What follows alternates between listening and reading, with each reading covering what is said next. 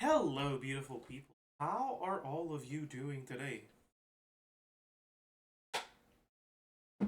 And more importantly, what the fuck is Mel's W, dude? What is League of Legends coming to? What the fuck, man?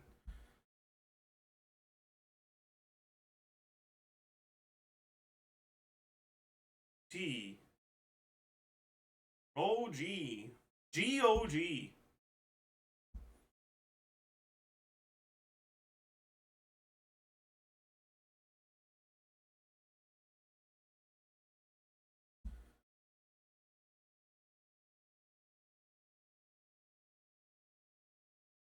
Hello! Chat, how do you do?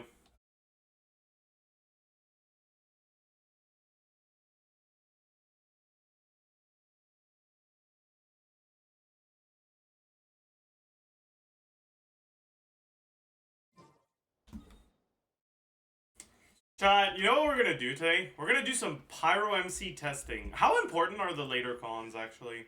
Wait, how do I have C6? Wait, something's wrong.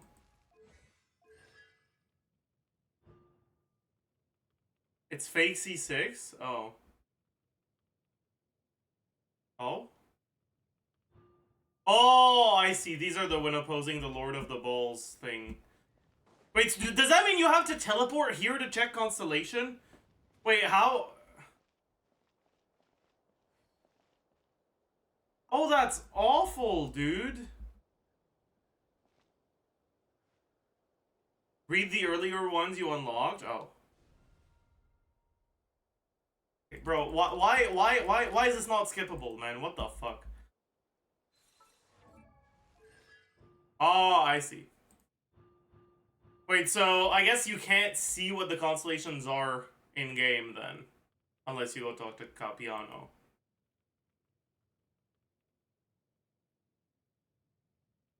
Okay, so C4 is 20% pyro damage, then skill levels, and then... Okay, those constellations don't really matter, right?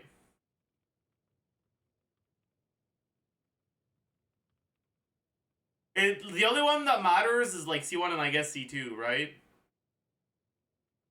So we're fine. Alright, I guess that means we're testing Pyro MC now. Oh boy.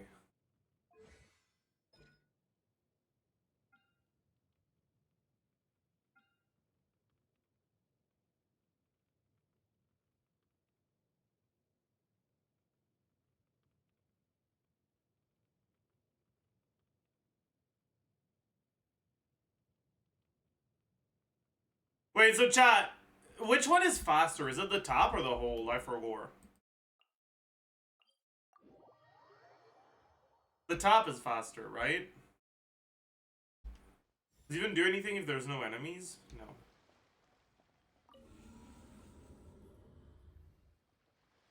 Because I'm like, I kind of want to test Burgeon teams.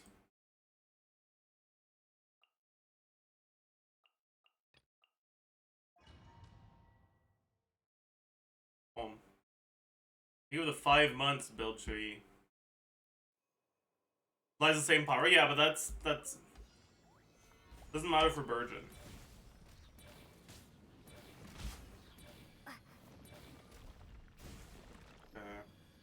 The uptime's like not the best here, but I mean I guess that's because we're not triggering reactions.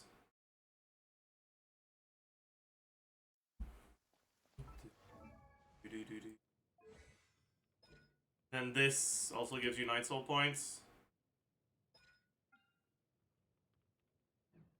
How long does it last with...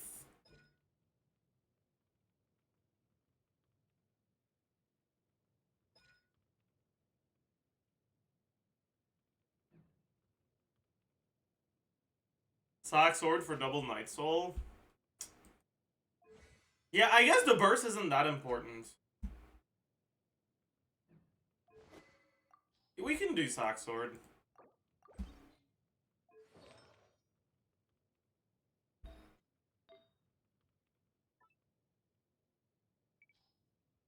There's 7 Night Soul per second, I see. Um... Is that? Where are you? There you are. Would I rather have flop? Yeah, I would.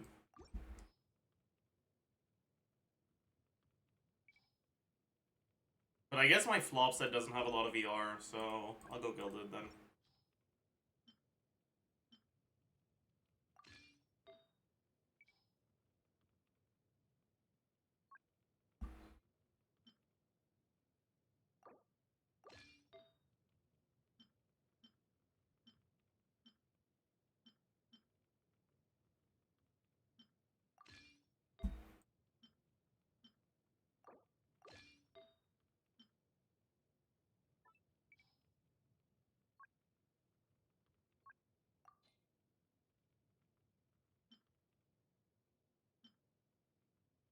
Eh, whatever.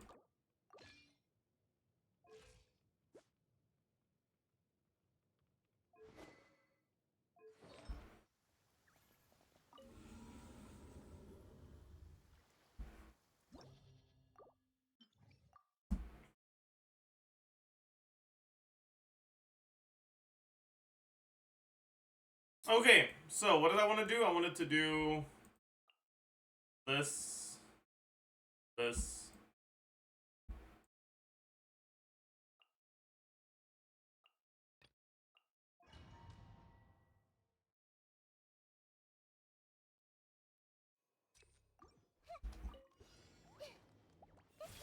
Let me read you a verse. Know my soul. Here comes the catch. My Slack didn't proc, chat.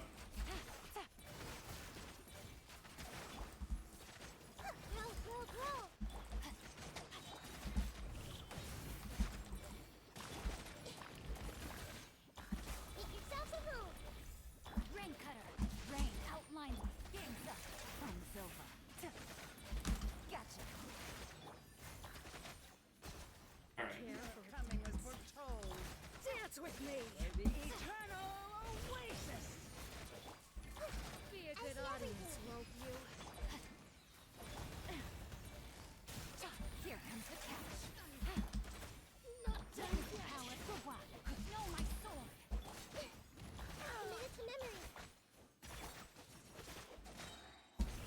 The eternal oasis at long last.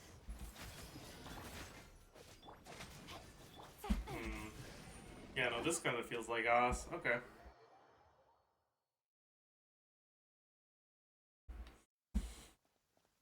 I'm glad I tried it. That's enough of that. We're already done.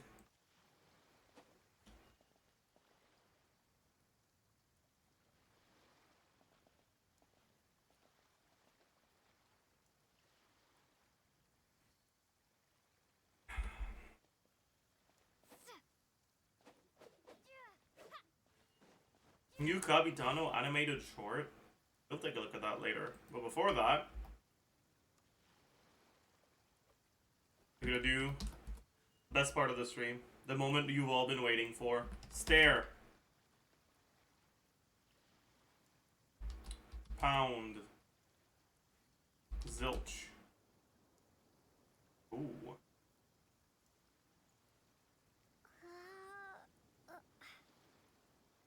Ooh.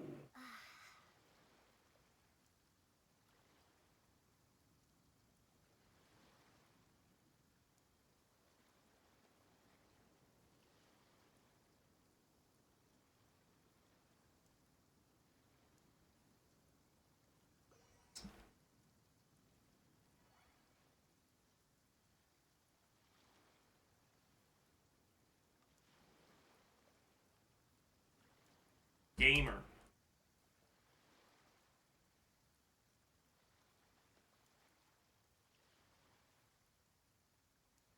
Wafer. Alright, not bad. Not bad. I mean, it was not good, but it could have been worse. The translation of this English word is sinister in Latin.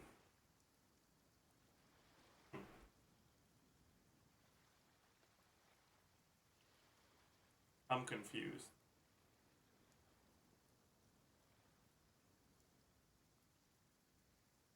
Anyways, Brief roll for a big star.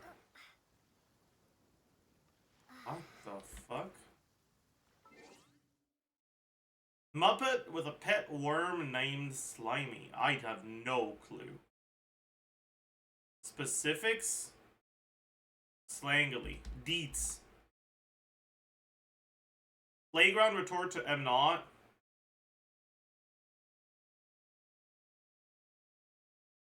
Am so?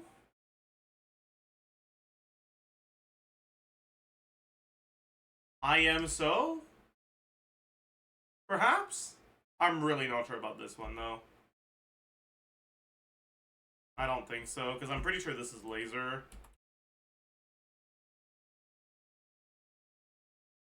Arso! Right. Right, it's because if the other person is saying, I am not, you would retort, yes, you are, not yes, you am. Alright. Host with a microphone. MC. Extraordinary achievements. Feats. Is that an A or an E? I'm pretty sure it's an A. Where most of the body's organs are located. Oh. Musical finale.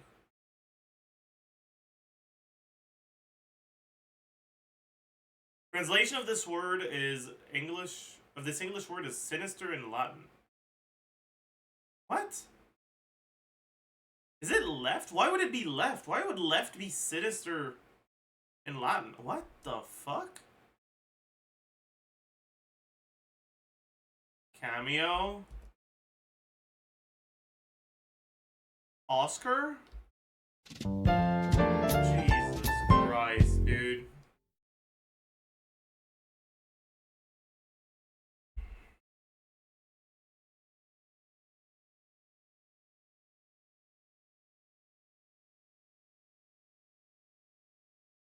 Okay.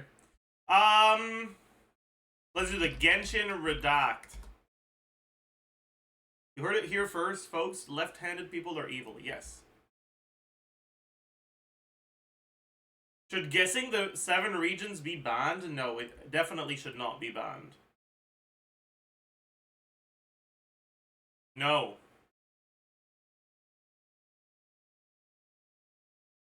Damn. Can't see the results. Oi, Genshin Redact owner.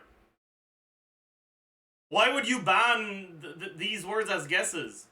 If you want to lose 7 guesses to try to find the region, that's -7, okay? Like, yeah. Alright, anyways.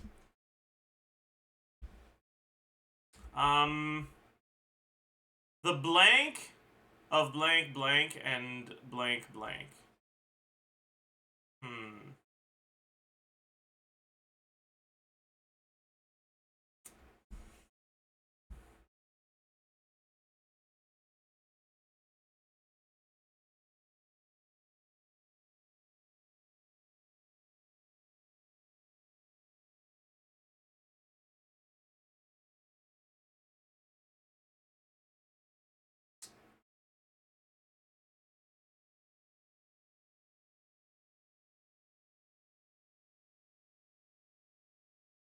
Okay.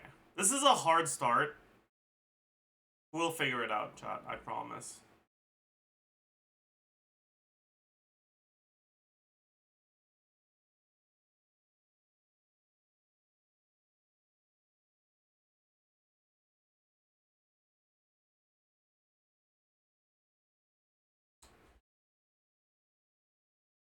So this is 4-letter. The something of 4-letter blank. What are affiliations?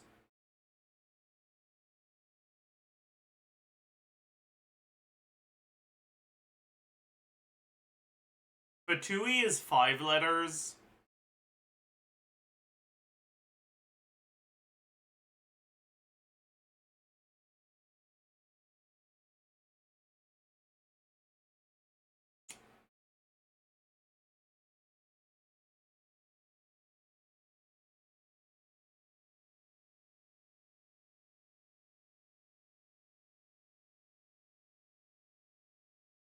Okay, how many letters is this character? I can't even tell. This is like hard from this one. Hmm.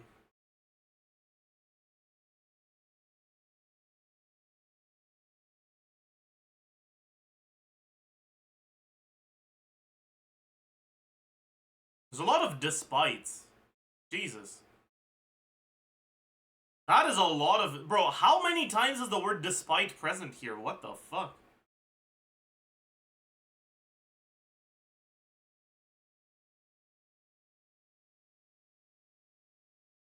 M-E-M-B-E-R. Hmm.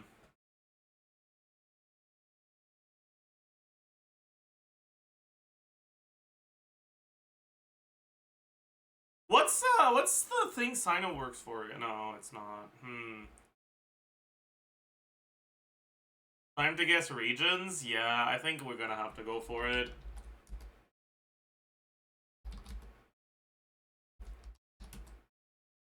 Okay, it's Leah. Jade. No.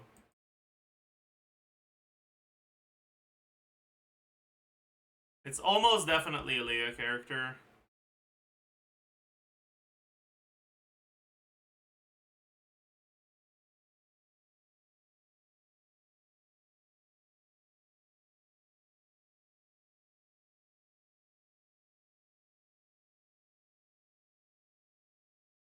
Yeah, this can't be Chamber.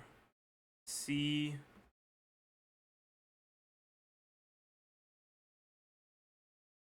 C-H-A-M-B-E-R. Yeah.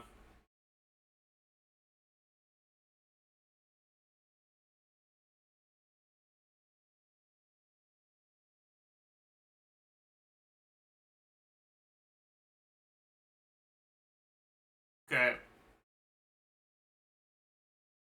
I don't think it's Chen Yu Veil related. Could it be Kusing related? I feel like it's not.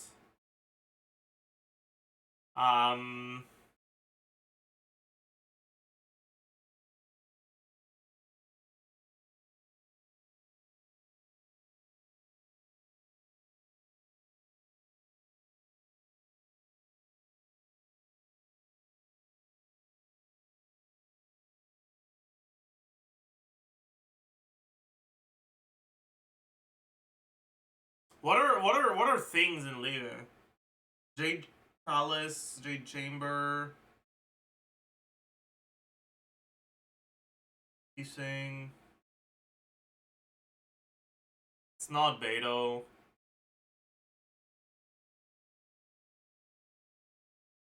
Baiju? This could be Boo Boo Pharmacy.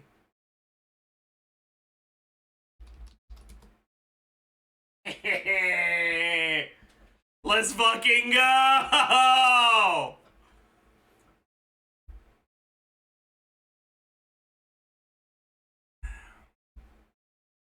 Not bad, dude.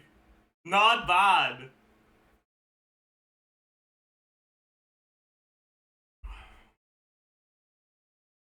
Dr. Baiju.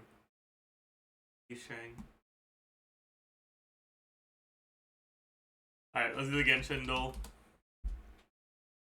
Balls. One day it'll be balls, chat. Mark my words. Nah, he does. No. I'm starting to get hungry. How about we go get something from the Grand Bazaar? Anything goes as long as it's not overly innovative.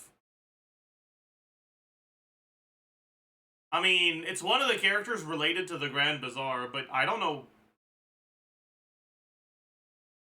I'd probably lean towards Farazan because she's like a boomer. Yeah.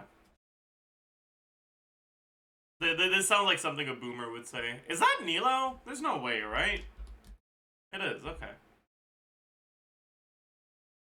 A fist. Boy, you could... a fist, a spy, a detective, I guess.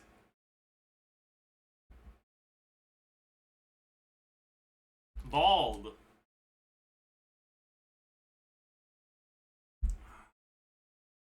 Ratio. It's an imaginary character released not long after Bald. Or after Ratio, sorry. Alright.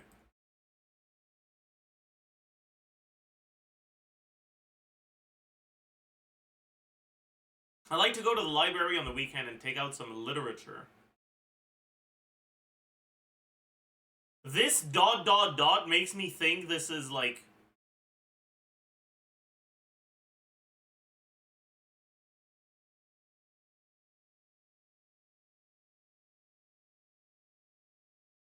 Isn't Pilla into fanfic? Yeah, she is. Alright. Is that Luca? It's not? Who the heck is that then?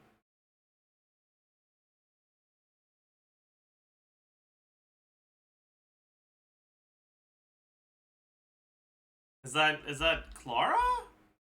It is. Okay. Alright. Gonna be Ben. Not Ben. Ellen.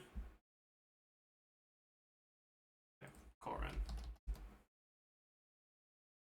Chat! Chat, I feel like we'll need to have a discussion about power creep soon. Cause like, man. Genshin power creep is like starting to be a real worry.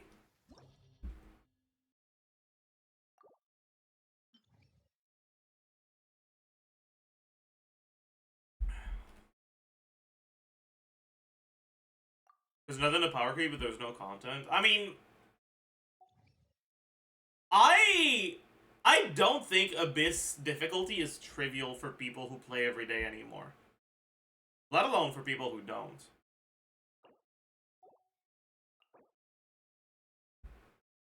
Like,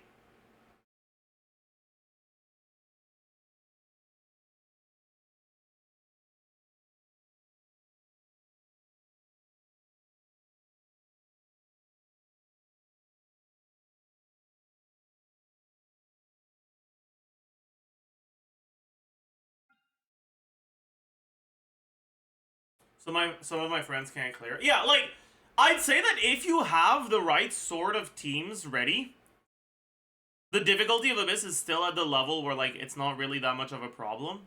But more and more, they're starting to tailor Abysses to specific characters, and it's a lot harsher if you don't have them.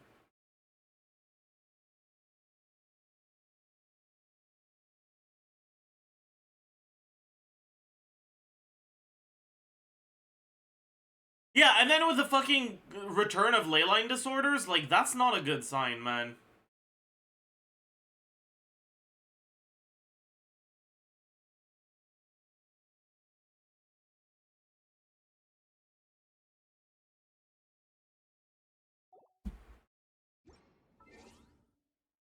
That Farina selling ball should go die? Dude, I agree. That actually reminds me, though. I lent my account to Limbo so that he could, he could have fun with my Abyss, on the Taiwan account. And I think he got 8 out of 9 stars. I don't know if I want to get the last star today, but there is something I need to do before I forget.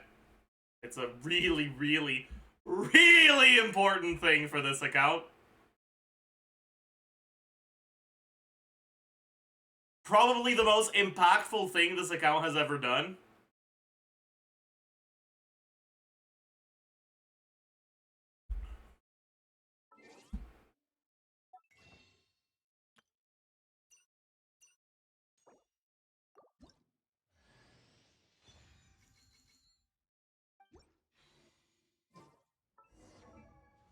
Holy fuck, dude. That's crazy. Might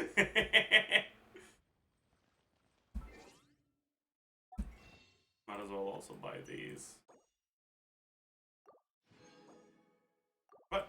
did that... Okay, whatever.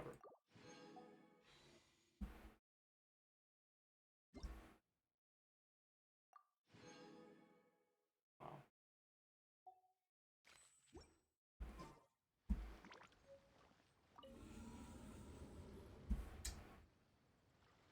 How many wishes do you have saved up on this account? Not that many, because I don't really play on it.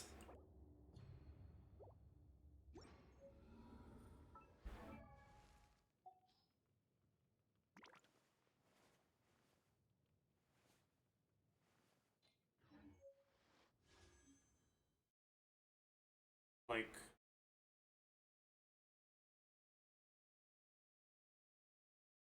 almost 200, a little less. 180-ish.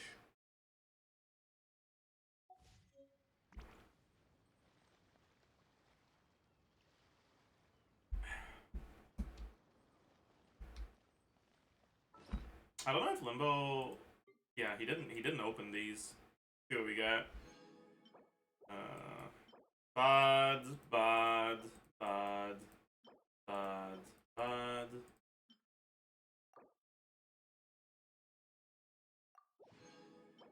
Bad, bad, bad, bad. Wow, that was awful. That was impressively awful. Oh my. Oh my.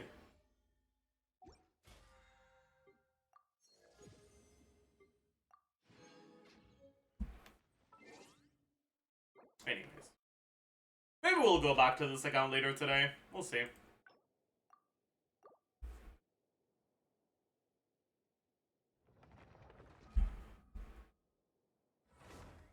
Oh yeah, I still haven't watched the Malika teaser, your trailer demo thingy. You're right.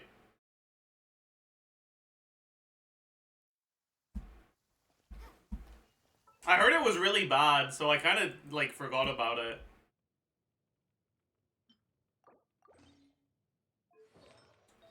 Alright, how are you supposed to build this character? I have like not looked at him at all. I'm guessing you just go Cinder City.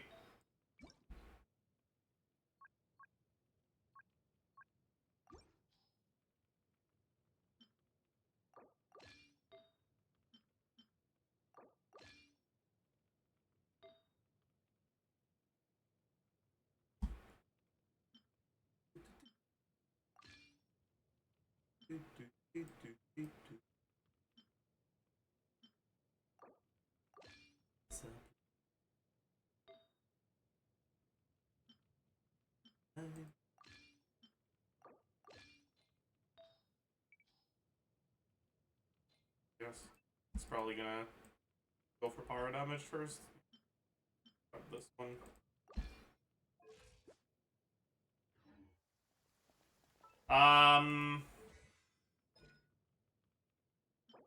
Contention is free, sure.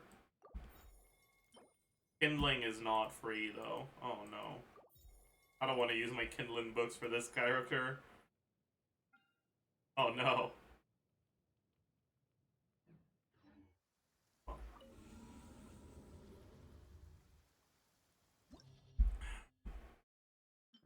So what teams are people talking about using this in? I'm guessing like the vape teams.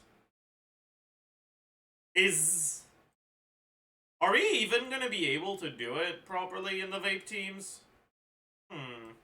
Where's Malika? She on the testing build or on the normal build? Normal build.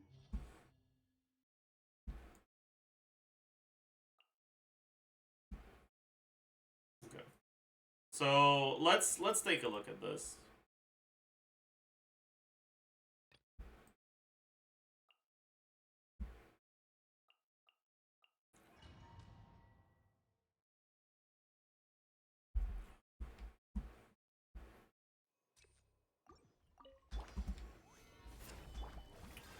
Time to shine.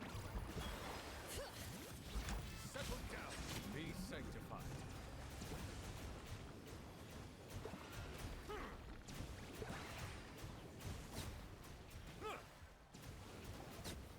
Care for coming was foretold. Dance with me. Where the eternal oasis. the flowers in Gurman! Let the mighty be humble. The eternal oasis Bow your of head. love.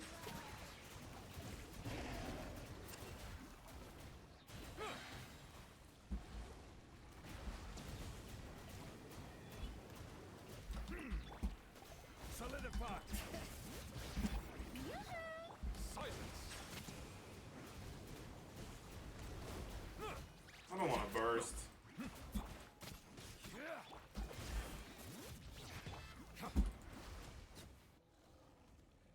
What would you play here if maybe that didn't exist?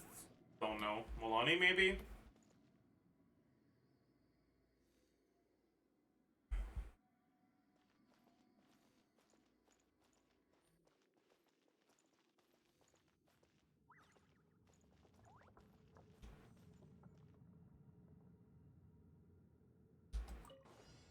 Rise with the sun.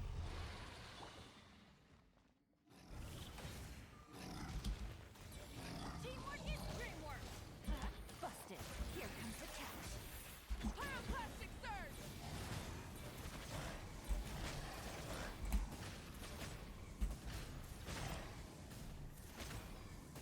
Incinerate.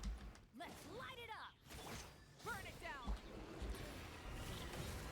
I'm going in. Gotcha. Things are about to get dicey. Light of the blazing sun.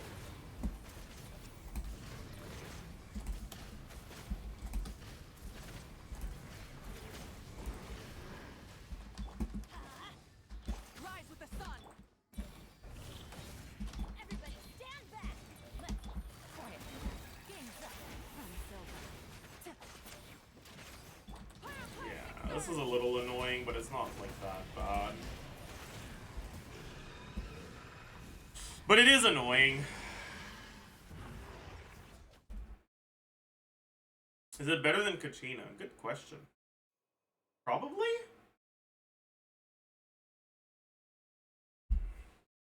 Maybe? Perhaps? Stabilize. Hear the echoes of the valley! Strike a pop. Oh yeah, wait, I'm forgetting to proc my Cinder City. Oops.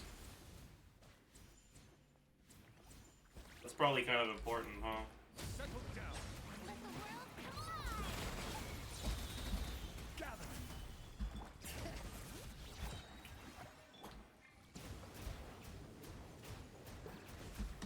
Be sanctified.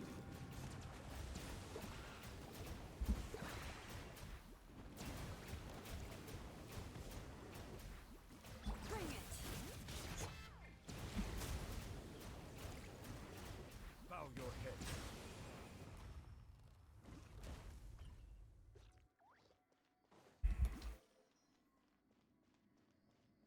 Is it important to level Silali past level 70? It gets you more talent levels, but that's kind of it.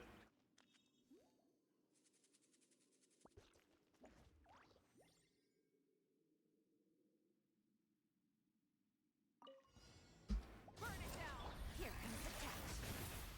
Gotcha.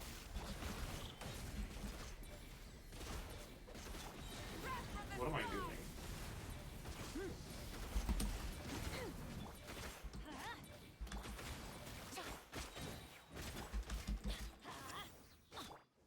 Light it up. Game's up. Fun's over. Busted. Bro, how? I was spamming swap, dude. Okay, whatever, sure. Sure, whatever, dude, whatever. Sure, whatever, fine. Letting brave names echo!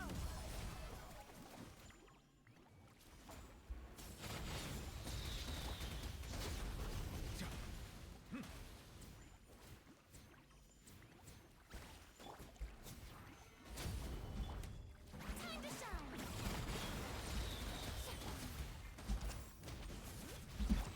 The time beckons. Shouldn't Travelers off-field Pyro proc Cinder City for free? Yeah, but you're not gonna get it on the initial hit, and the initial hit is like a very big portion of your damage. That's kind of a big deal. Settle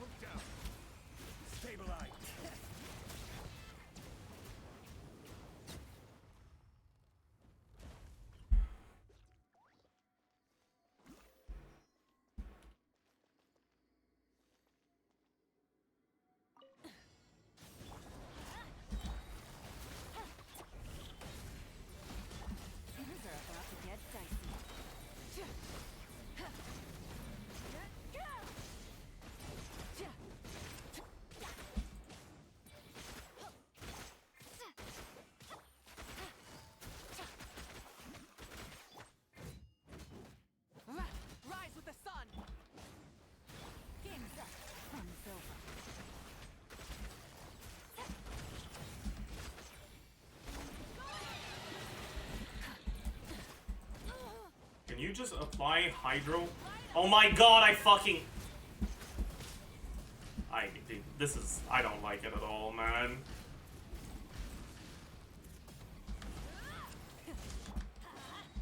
Gotcha. Things are about to get dicey.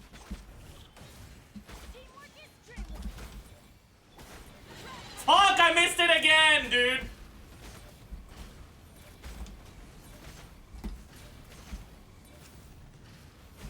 Okay, I give up. This is awful. The fucking off-field pyro app is fucking over your vape so much, man. I hate it with a passion. Oh god. Oh god, I hate it with a passion, dude. What the fuck? Bennett C6, yeah, Bennett C6 is also not helping.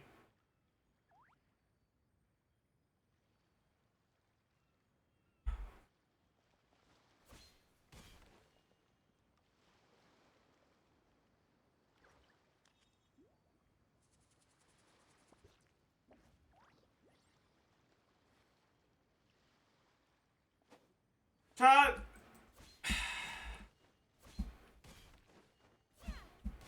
Sometimes some of you chatters piss me the fuck off, okay? There's nothing more frustrated than when you're just loud because you're a naturally relatively loud person, and someone fucking comes up to you and says, "Calm down, buddy."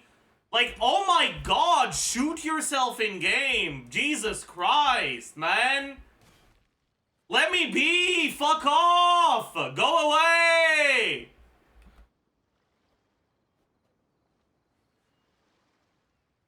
Jesus!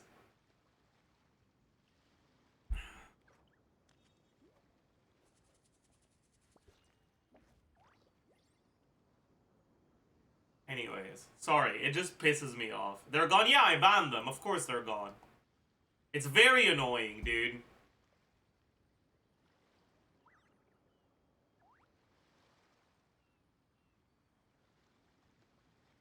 Anyways, do we watch the Capitano short?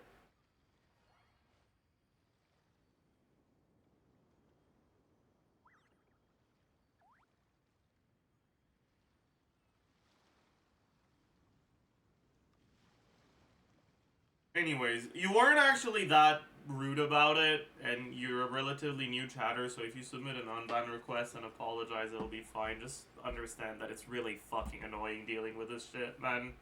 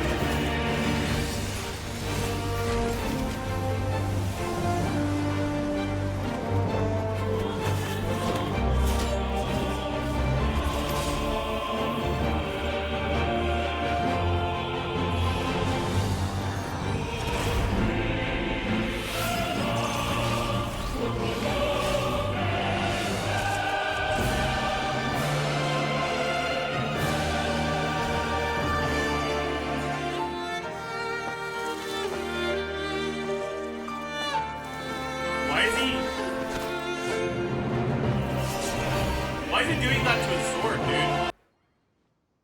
Does he want the sword to get blunter? Like, is he mad that his sword is too sharp? Why is he fucking trailing it on the ground like that? Look cool? Shit, you're right. My bad. My bad. My bad. My bad!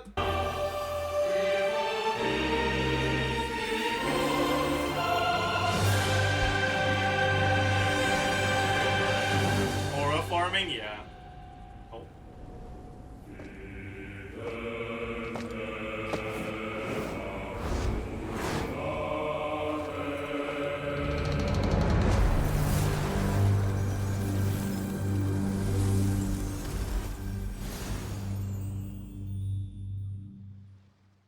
Okay, honestly, I think this short was kind of not good.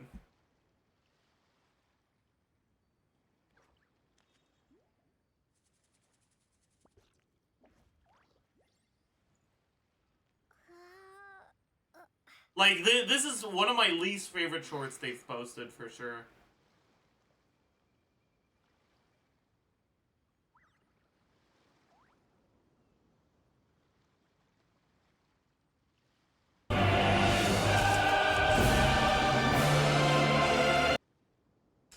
It looks good, but nothing new, yeah.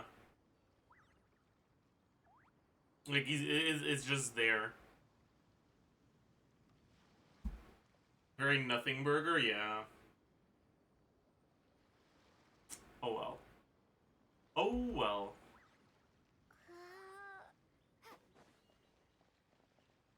Guys video? Right! I was supposed to watch the Guys Yume Mizuki video yesterday.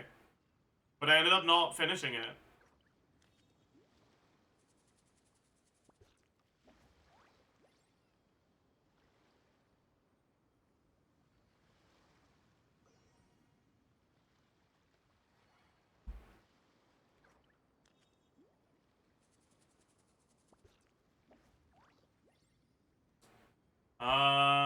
TGS.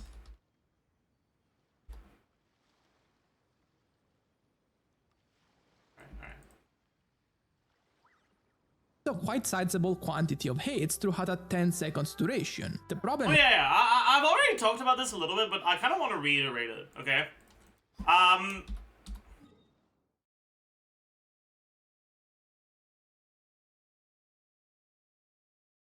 Let me go to the Vermilion domain, because there's something deeply wrong with me.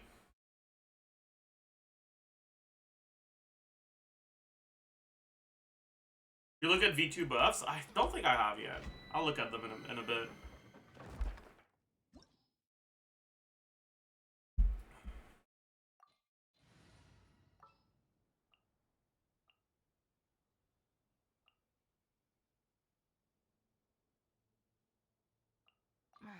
Don't tell me they did it again. Okay, chat, I want to show you something, okay? So the first thing I want to show you is what's like the default way that things will happen in a team like this.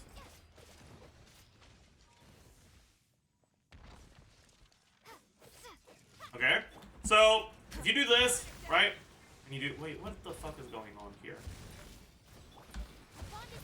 Right, you do this, as you can see, we're only overloading every other cookie hit, right? We get overload, we get nothing. We get overload, we get nothing, right? That's like the default way that it works.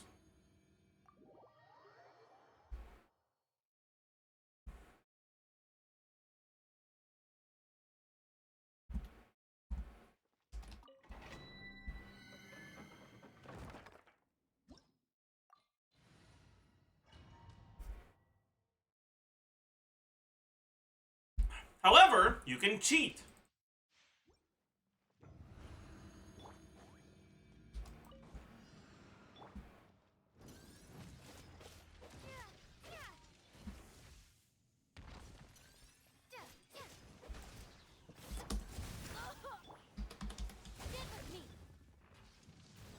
Overloaded. Overloaded. Overloaded. Overloaded. Overloaded. Overloaded. Right? You can cheat and get an overload on every hit. Right?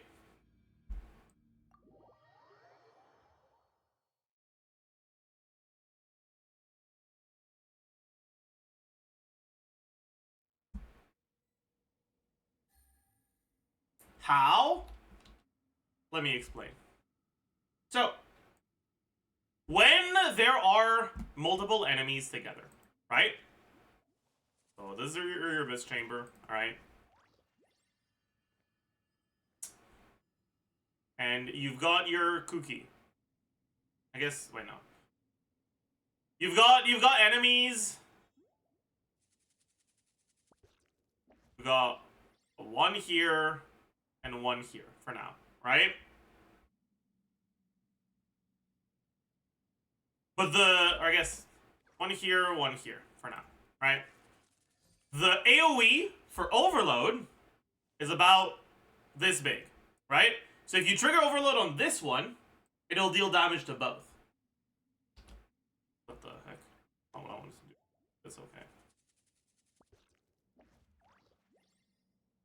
And if you trigger overload on this one, it'll also deal damage to both. Right? Need me to come up with some for you? But if you trigger overload on both of them at the same time, overload global ICD kicks in, and it only deals one instance of overload damage to each of them. However, with Kuki, you can apply Electro every other hit. What that means is that if the first hit applies Electro only to this guy, you'll deal overload damage to both of them. And if the second hit applies Electro only to this guy, you'll deal overload damage to both of them again. And so what you want to do is you want to, on Kuki, cast your E when you're here, so that it hits one of them, but not the other. And then walk here, so that it starts hitting both. And that's going to make it so that your Electro application alternates between the two enemies. Now with Kuki, as long as the enemies aren't enemies that get knocked back by overload, this is pretty easy to do, right? So why am I mentioning this in the context of talking about Yume Mizuki? Well, as it turns out, it's a similar thing with Yume Mizuki. However, boy is it more cringe with Yume Mizuki. Why, though? Well, first, Swirl, unlike Overload, doesn't have the same sort of global ICD bullshit.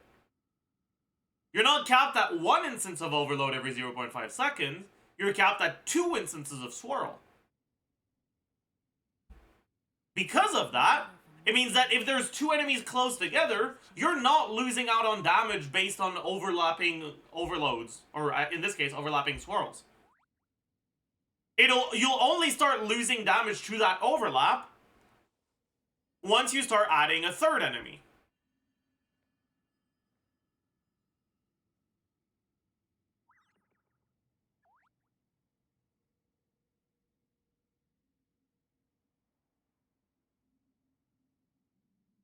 So, how can you make use of this trick to increase Yume Mizuki's damage?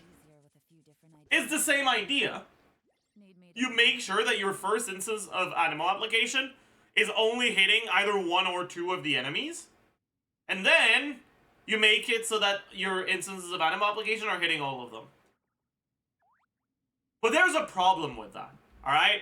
When it comes to Kuki, it's really easy to only hit one of the 2 enemies because your AoE is centered around you. So all you have to do is walk there, walk here, so that your AoE will hit one of them. Yume Mizuki's AoE, though, is centered around the enemy. Like this. And so in order to manage to make this work, what you'd have to do is you'd have to wait until the enemy moves.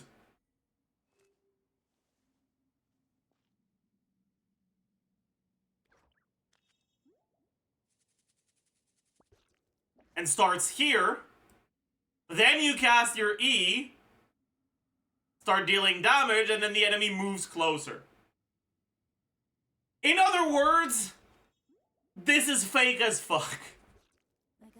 And I wish it wasn't. Unironically, this is a situation where Yume Mizuki's output might be nerfed by her AoE, by Yume Mizuki's AoE being too big.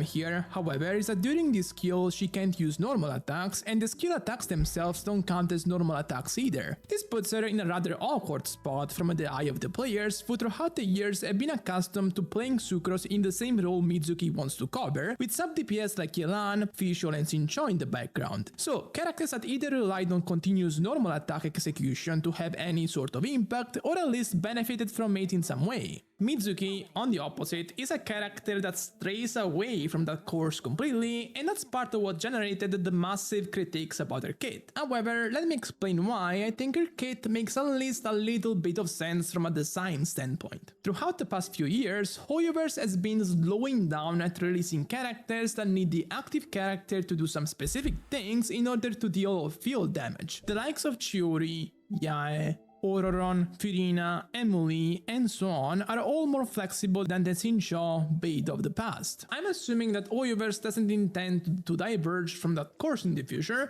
and so as they release more sub-DPS like that, Mitsuki's kit will start making more sense to more people. I believe this because when she plays to her strengths, Sure. Mitsuki does have an argument over Sucrose in terms of playstyle. The sword damage being higher is a given, as Mitsuki gets ample damage bonuses as well as having an elemental mastery bonus in her passive and in her ascension stat, so she will just do more damage in general with elemental reactions. Beyond that though, the reason her kit makes some sense to me is her elemental burst. The burst deals some initial anemo damage, and then it will continuously create some cloud-looking objects on field that can have varying effects. If your active character is below 70% HP and steps on the cloud, they will get healed by an amount that skills off of Mitsuki Elemental Mastery. If not, then it will just launch an anemo attack at a nearby opponent. The idea here is for Mitsuki to never focus on attacking opponents autonomously, but rather on floating over these clouds either to heal herself or to deal more damage through the burst. The healing part is rather unique, because it will make That's her perfectly so funny. functional on a team without a healer, something that Sucrose has always struggled with.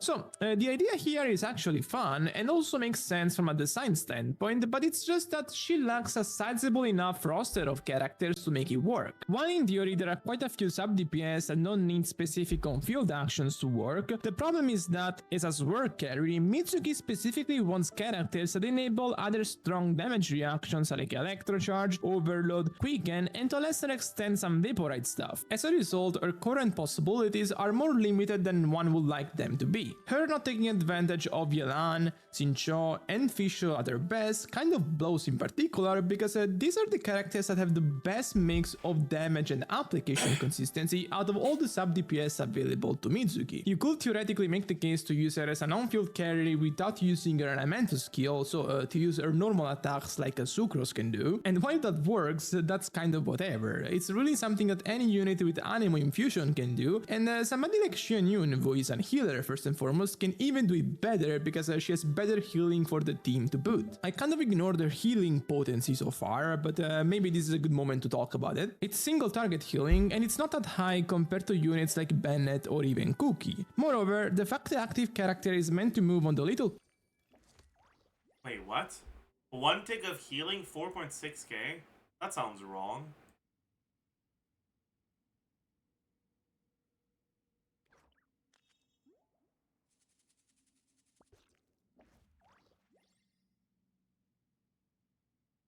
That sounds very wrong. How? Good roll. All right, maybe I'll take one more day off and knock out the rest of the work once I'm feeling up to it. This is supposed to be full EM build, no EM weapon.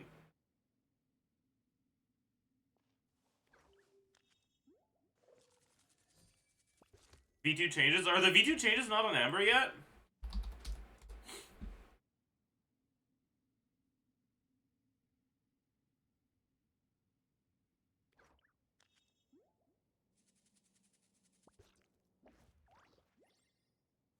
Oh, I see.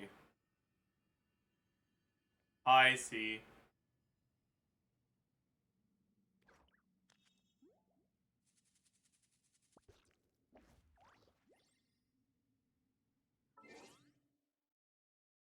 I see. Okay. Wait, that's kind of a big deal, actually. Because one of Yume Mizuki's biggest issues was that Yume Mizuki's healing wasn't even good enough to properly stack fanfare in Farina teams, and Yume Mizuki didn't work with the other Hydro characters outside of Farina. At least now it should be enough to properly stack, well, not stack it well, but like at least not be fucking HP negative with Farina. clouds the burst creates Okay. makes it kinda awkward for characters that have to focus on hitting opponents during their uptime, and it's clearly something that is meant for Mizuki. Isn't Yumi Mizuki's EC teammate Kokomi? How the fuck are you doing that? Where is your damage coming from if you're using Kokomi? Because it's not coming from Yumi Mizuki. It's not coming from Kokomi. So what's going on here, dude? Mostly. As a result, her viability as an off-field healer, for example, is much lesser than that of characters like Jin and Xianyun. When she's on field, her having healing is kind of cool, however, kind of makes her a self-sustained character in the way Nuvolette can be, for example, and considering that she doesn't have to focus on opponents while she attacks them, I can see a future where she feels kind of smooth to play. That said, her healing being only single target and only activating if she's below 70% HP creates a lot of anti-synergy with her best available support, Furina. With all likelihood, in order to use Furina on her teams, you'll be forced to do one of two things. Either you'll have to use a second healer on team, which is a really sad scenario because it nullifies the inherent advantage of her having self-healing, or you can use Prototype Ember on her. She's a catalyst character, and so she can use Prototype Ember to alleviate the lack of synergy with Furina, considering that this weapon will heal the whole team when she uses her burst. It also comes with energy refunds, so it's not like it's bad for her aside from the team wide healing, but it's at most a band-aid, and without a second healer on team, Furina won't work as well as she does on other teams. There is also a second issue in her kit. Her focusing more on reaction damage than Sucrose does is a double-edged sword, because a reaction damage like Swirl, Electrocharge, Overload thrives much more in AoE content than single target content. That's because Swirls propagate elements within a certain range and deal AoE damage while also triggering reactions with that element. In single target there is nowhere to propagate that element to, and so that really limits the amount of Swirls she can trigger, as well as the chain reactions like Electrocharge. Sucrose suffers from that as well on these types of teams, but in return she provides elemental mastery and damage bonus effects to allies, which increase the single target performance of the team. In comparison, Mizuki will struggle more in single target content because her reaction damage will still be on the low side, and she won't provide any of the damage amplification for allies. As a result, she's a character that more so specializes for AoE content, and in these scenarios, as more sub DPS she likes come out, she'll probably outperform Sucrose in the long term, but for single target content, I think she's more limited offensively, but feels comfier to play, that kind of trade-off. For now, I'll stay away from team-wide calculations, because a lot of the chain reaction stuff with Electrocharge and so on can be quite messy in terms of who is triggering what, especially in AoE content and in pre-release. So for now I will be cautious, but for now I will say she's very mediocre, aside from the few scenarios that can accommodate her. And with this, I'm done for today. If you Yeah, I mean, at the end of the day, right?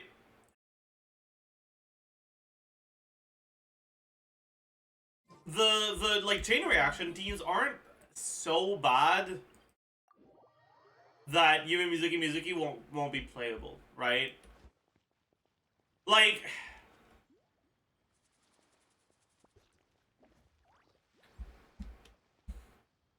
Yumi Mizuki will be fine. Like, Yumi Mizuki will be okay, I guess.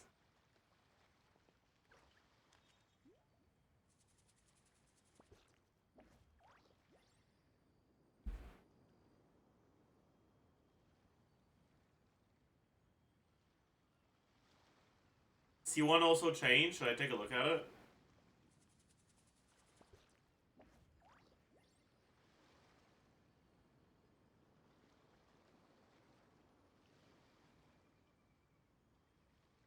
I see. They buffed the C1, but they didn't make it fun. They buffed the C1 in a way that makes it a bit better, but not more fun. That's sad. They buffed the C1 so that it works in AoE, but it doesn't work for Mel Swirl. Saj.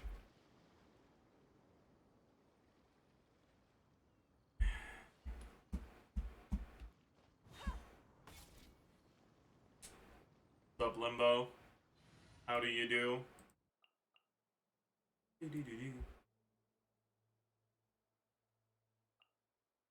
You know, I'm actually starting to wonder, would a team like this have enough Hydro Up? Or would it struggle? What you? I'm vibing. Yo. I died from having to do the Archon quest over these past 3 days. But now that I'm done, I feel a massive weight off my chest.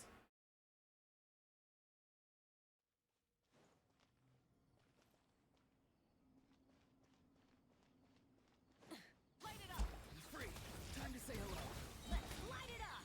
Go in. Busted. Here comes the catch. Light up the blazing sun. Did we get a vape? Any nowheres in chat?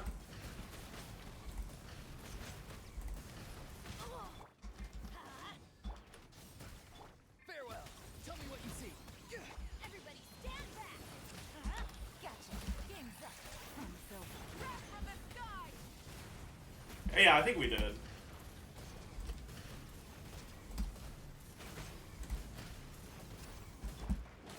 I mean, here we fucked up our reactions a little, but that was actually just a skill issue.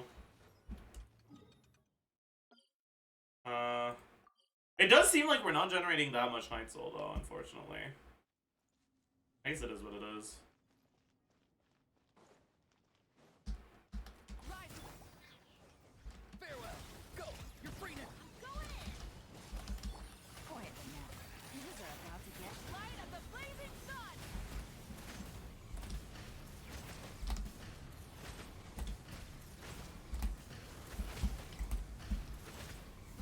Let's light it up. Light it up. Not too far now. Time to say hello. Teamwork is dreamwork. Busted. Here comes the catch. Wrath from the sky.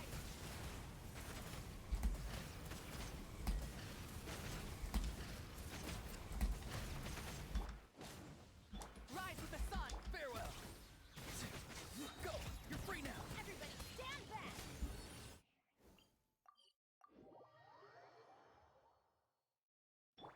I guess we're generating enough, right?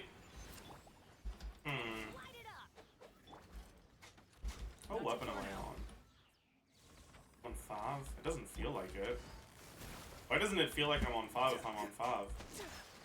Oh, it's because I fucking removed my crit rate. Because I put the artifacts on Pyro MC. And this is not a high level 5, it's a low level 5. Yeah, okay. That's why.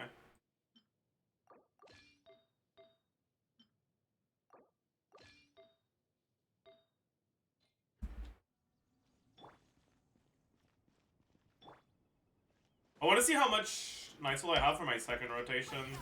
Farewell. Time to say hello. Let's light it up. Teamwork is gotcha. Things are about to get dicey. Light of the blazing sun.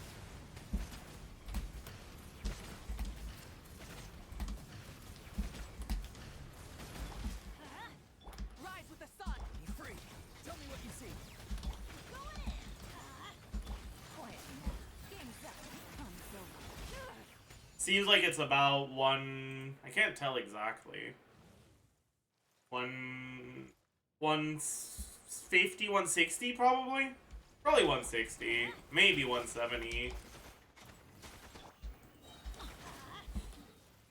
Probably a little bit above 160. That's not too bad.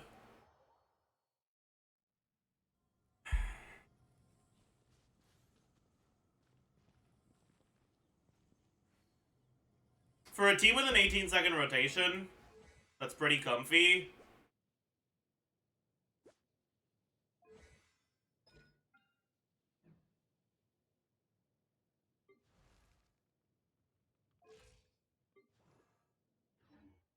Alright. Can Cybo generate more? No. As you might be able to notice here, right? Our Night Soul is full.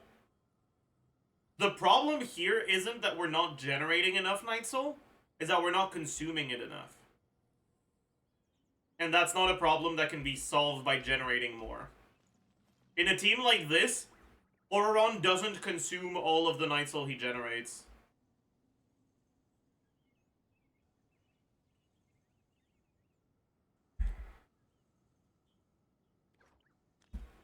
What does Auron do? Scroll, or is he actually doing damage?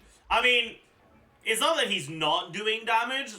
The damage he's doing is relatively small he's mainly there to generate Night Soul, give scroll and give some overloads, sure. But like, yeah. I think Auron is much better than Pyro MC for this, basically.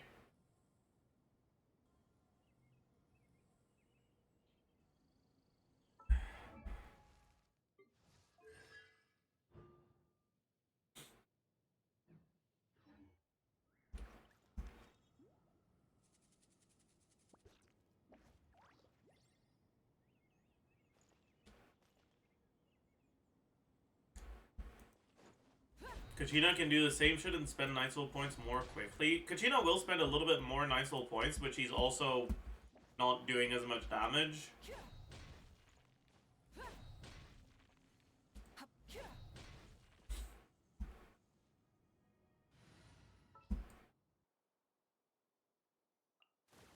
And her abilities are cringe to use.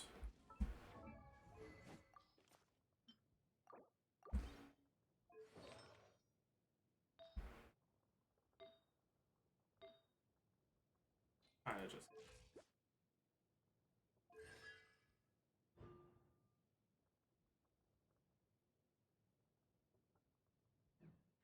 The Electro Aura is also helping your setups.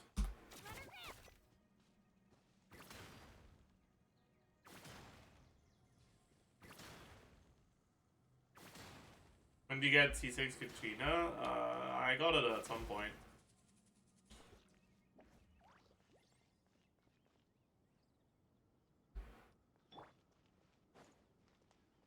Light it up. Clear the area. Everybody stand back. Things are about to get dicey. Wrath from the sky.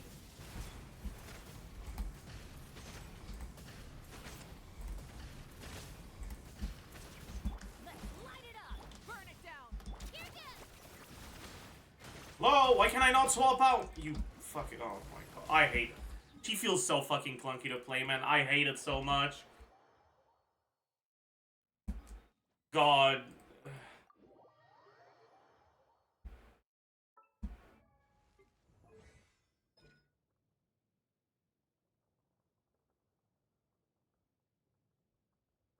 How do you, like, not accidentally fucking ride the thing? Any knowers? Tap? I did not hold! I tapped!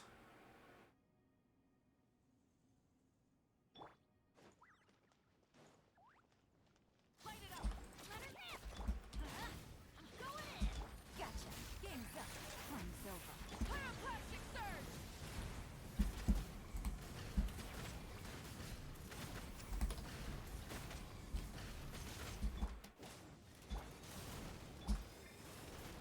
Get back. Everybody stand back. Let's bust it. Things are about to get dicey. Wrath from the sky.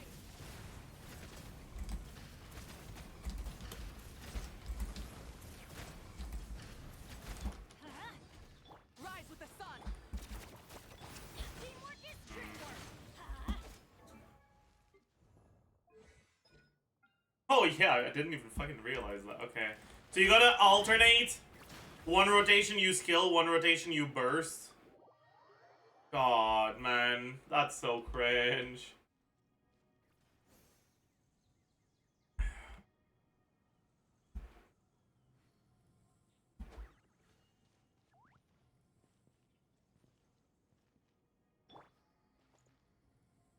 Yeah, actually, wait, no, you can't do that because of Night Soul, right? Because the burst doesn't generate enough Night Soul. It generates Night Soul from, like, something, right? Yeah, this? Yeah. Yeah, so she straight up just doesn't work in 18-second rotations. She works in 20-second rotations, but you don't want to do 20-second rotations in a team like this.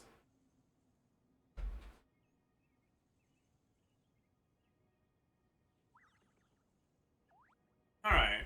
Well, that's that, I guess. She tried her best. She did. She did. We will appreciate her effort, at least. Conflict.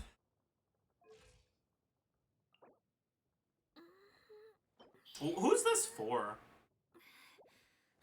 Is this for anyone else? Probably not. I might as well send her then. What's the... What's this? Oh, that doesn't matter. In each? I see. That.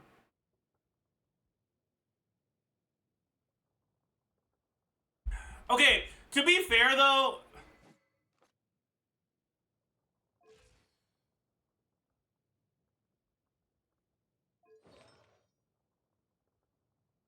I really want Kachina not to be bad. Like, my meta brain refuses to consider Kachina an option in any team, but I don't want to be like that, you know? Like, I want her to have a good team, okay? I really do.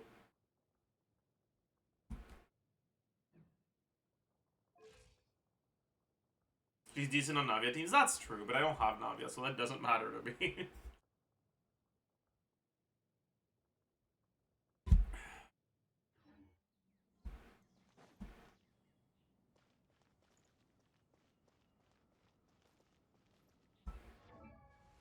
You tried hold E on Pyro MC? No. Why would I? What is there to try?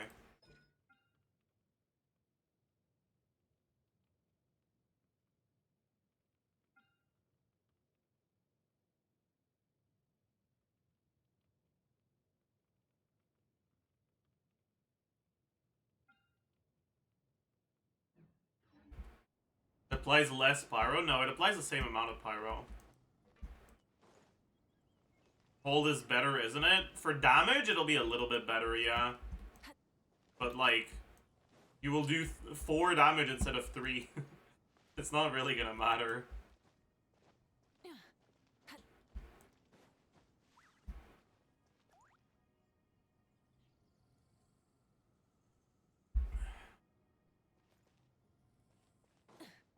I guess, like, this team probably wants to be played something like this. Let's light it up. Everybody step. Gotcha. Game's up. Fun's over. Pyroclastic surge. Oops.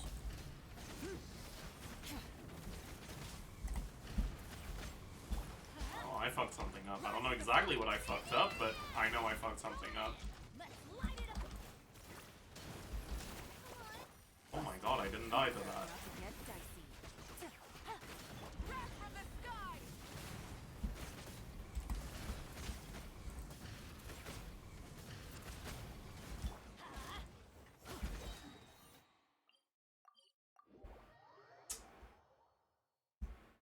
Oh, is Daya nowadays? Is she still bad? Yesn't?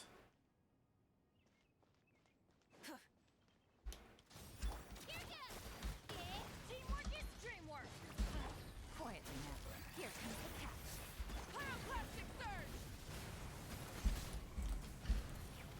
Okay, that's fucked up, dude. My Yelan decided to target the fucking wall for some reason.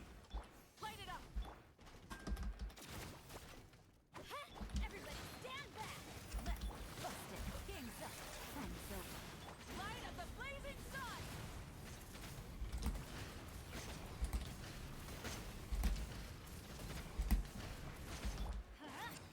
Rise with the sun. Now we gotta wait. Alright. We're... Now. Let's light it up. Yeah.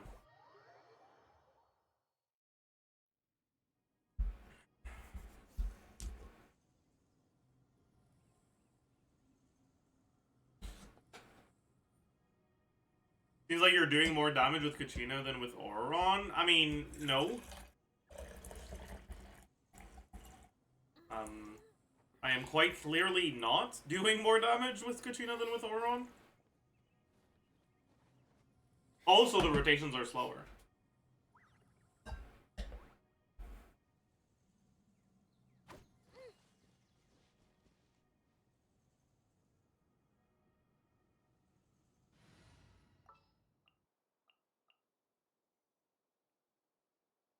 Want me to join?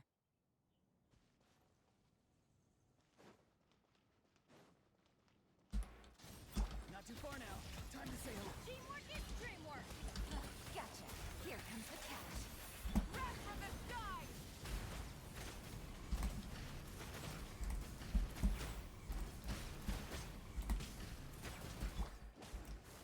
Light it up!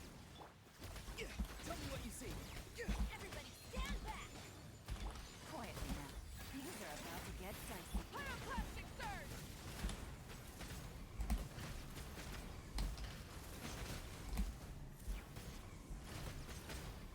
Yolanda decided to be mean. Free.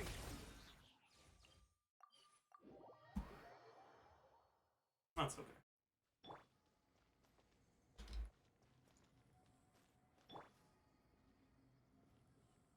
What does Yolanda just miss sometimes? Things get weird when you dash right before you input a normal attack input on Yolanda, and sometimes she'll launch your rain swords in the direction you dash instead of the direction you're normal attacking. It's weird.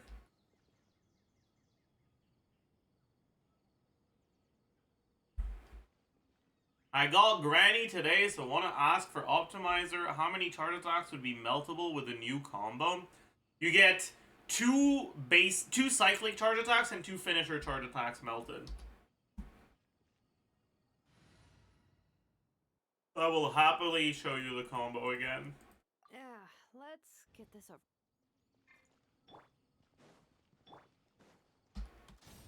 Bring it! Teamwork is dreamwork! Fulfill our pact! You two! Wrath from the sky! 1, 2, 3. Another one. Incinerate! Very Pong. Light it up! I'm going in! Eat Laline! Eat Papa! Light of the blazing sun! Incinerate! Incinerate! Very Pong.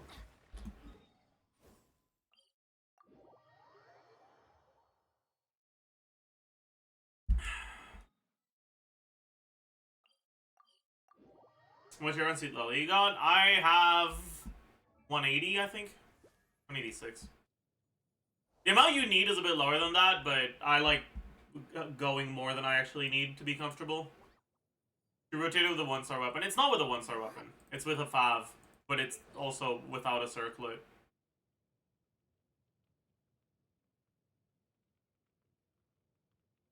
But yeah, so same element. Different element, clear,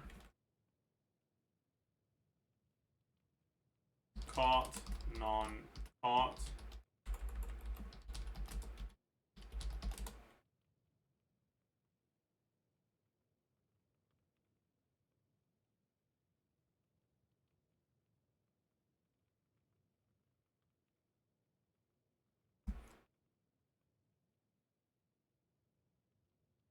Okay, 3, 1.8, 1, 0.6, 2, 1.2.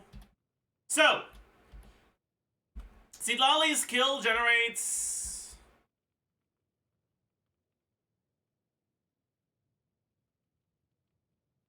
How much is it again? 5 particles? Right, so she catches 5 particles of the same element, because you EQ. Then different element, you don't catch anything. Because you don't like funnel into her at all. I guess technically you can kind of funnel Bennett E though.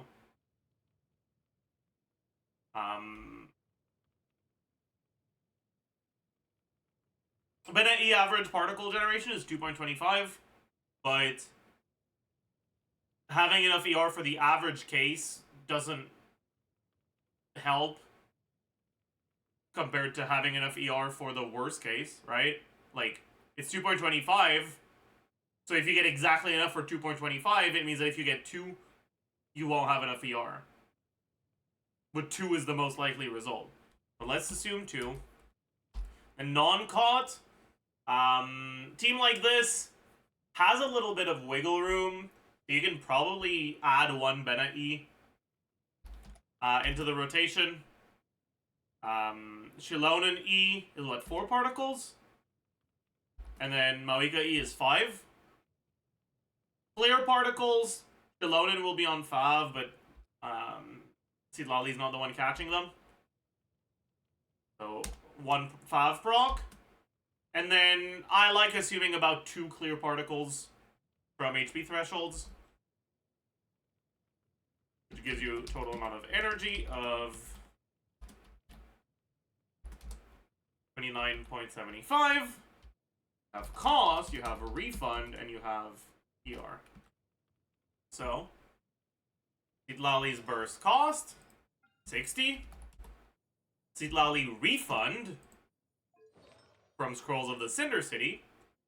You'll get, because you have 3 Natlan characters, Night Soul burst on a 9-second cooldown, so that's 2 per rotation. But then on top of that, Shilonen's Ascension passive triggers an additional Night Soul burst when she E's. That's 3 Night Soul bursts per rotation. 3 times 6. Which means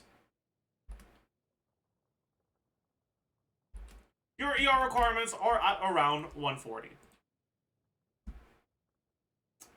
However, there's still a bunch of things that can go wrong, and most importantly, you tend to kill enemies before your rotation is over. And when you do, you'll get maybe 1 less Night Soul burst. So times 2. You won't get the second Bennett E at the end. Right, and your ER requirements start becoming closer to like 170-ish. I'm running 180 because it's more comfortable. If I could get 170 without an ER Sands, I would. And I'd go back to EM Sands, but I can't get that, so I'm just sticking to ER Sands because I can't be bothered. That being said, this is assuming Cinder City, right? If you're not on Cinder City, literally just from not using Cinder City, your ER requirements go from 140 to 200. You get the equivalent of 60 ER just from the 2-piece of Cinder City. It's more than a Sans.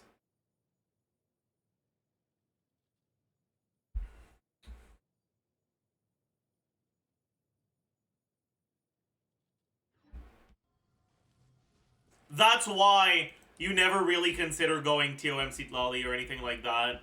When you change your... When you're playing Shilonen plus Citlali, Shilonen is the one who's ditching the Cinder City, not Citlali. With C1 Mawika, best team is still the same. I don't know if Sucrose would be better. I'd say it depends. Your DPS is probably still higher with Shilonen, but you'll clear faster at the right breakpoints with Sucrose. Benny's adventure.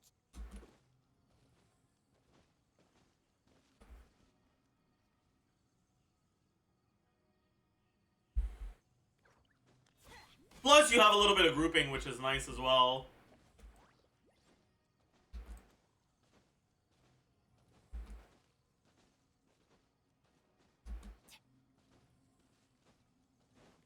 Starting to be a sacrificial Citlali enjoyer more than TDDS? Really?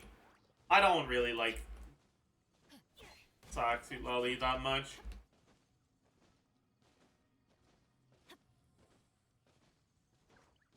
TDDS just does so much, man. Can C2 ditch Bennett for Sucrose? I mean, you can, but you can also do that without C2.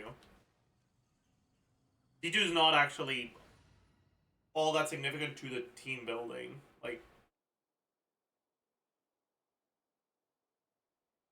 you already have a bunch of attack even without Bennett.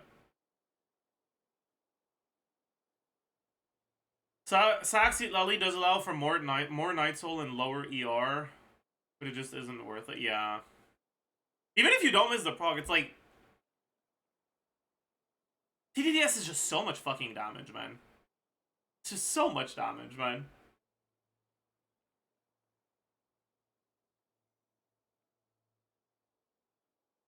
Is it worth extending your rotations to 20 seconds for Citlali CDDS buff? No. The optimal way to play Maoika is 18-second rotations with TTDS on Citlali. And just accepting that you'll only get TTDS every other rotation.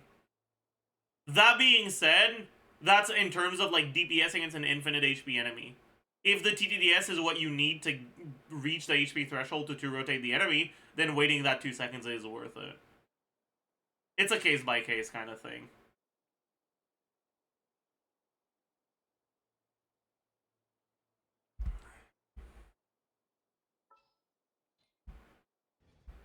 No one's joined me on an adventure in ages.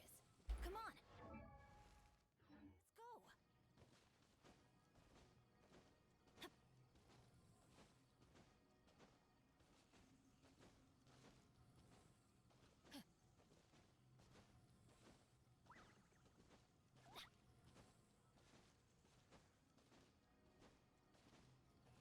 Will we do the Abyss tier list? Maybe another day. I don't really want to do it today. But I am kind of down to do it at some point.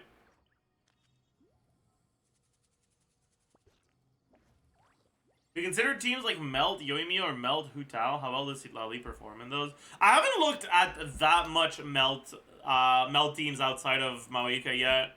But we could do that today, actually. I think Melt Hutao is Omega Cope, though. I'll tell you that much.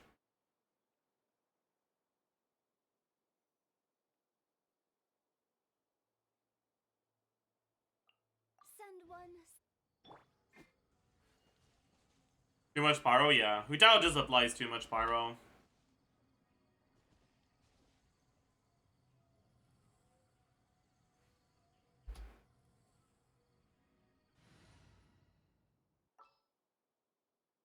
We look at Vape Melt teams. Where am I supposed to test those Vape Melt teams? Aware.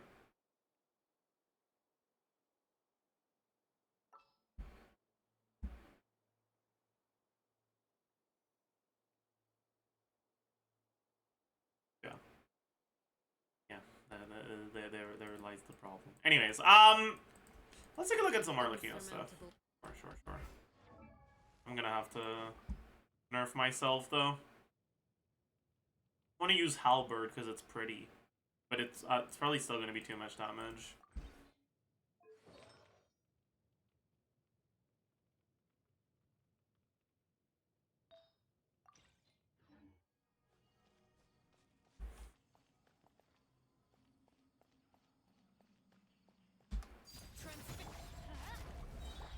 Witness my rise. Alright. How exactly do I want to do this?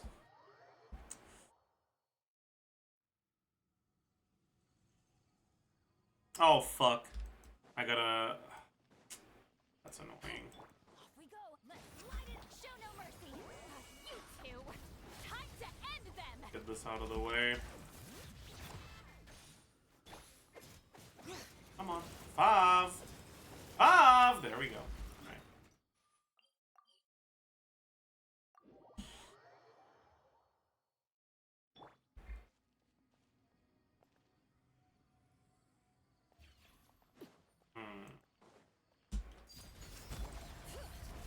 Everybody stand back. Fulfill our path. Suffer the wrath.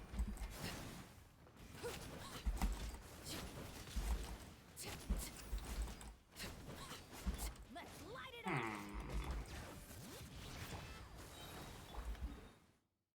How do I want to do this?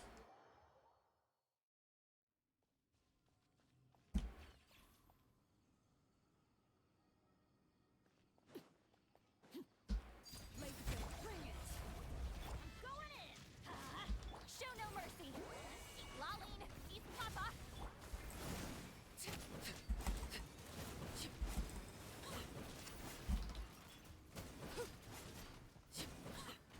Let's light it up.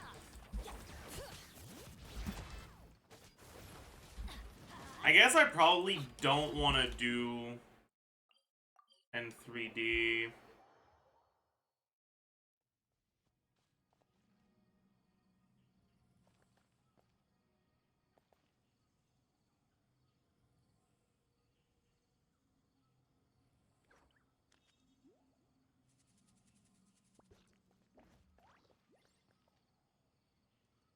Wait, actually?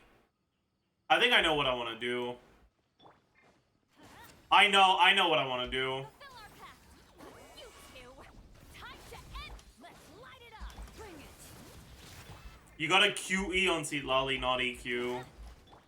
That's definitely gotta be it.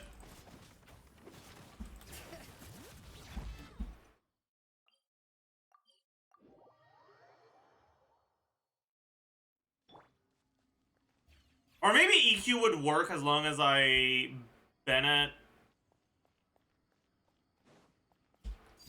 into Shalonen. Get to work. Lolly, eats Papa. No, it doesn't.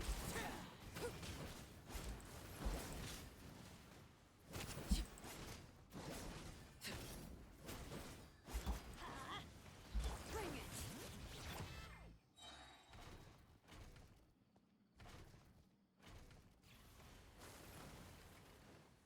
Gotta do this because I'm gonna start with Night Soul otherwise. Wrath of East.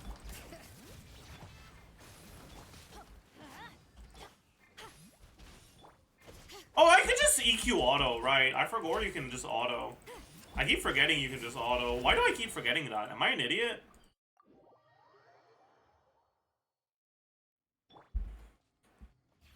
Oh, fuck off. Get to work.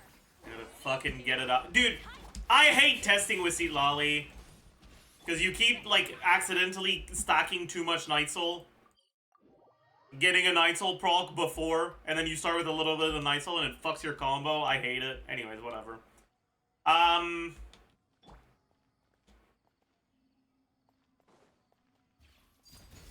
Bring it. Teamwork is dreamwork. Show no mercy. Suffer the wrath of East. That's not what I wanted to do. What the fuck is wrong with me? I'm too used to Malika, dude. Let's light it up.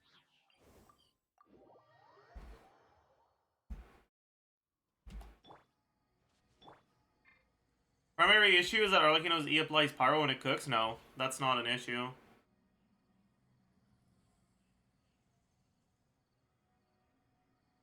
What?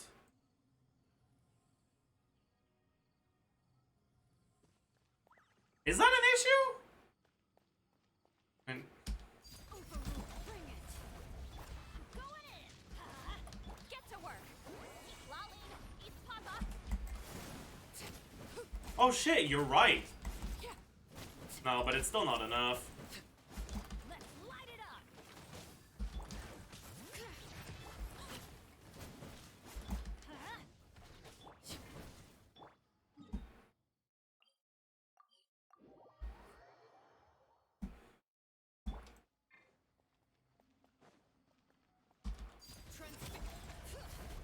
Teamwork is dreamwork.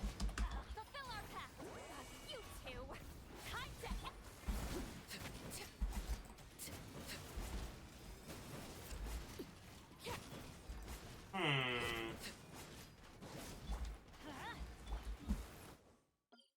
This is still a problem.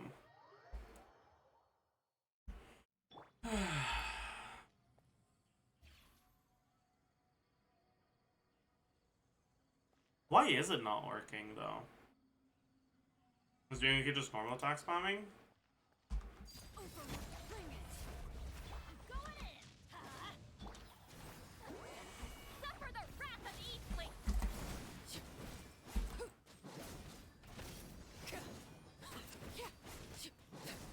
That's clearly not gonna work.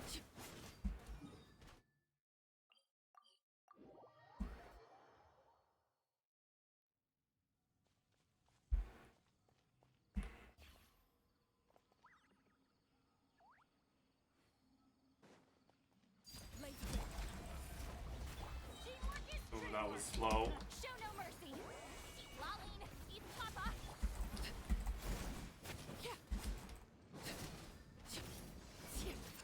Something went wrong there.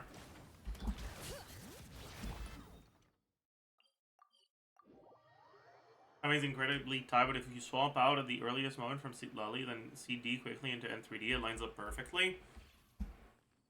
I'll try it again, but I think you're wrong. Overrule. Bring it. Going in. Let's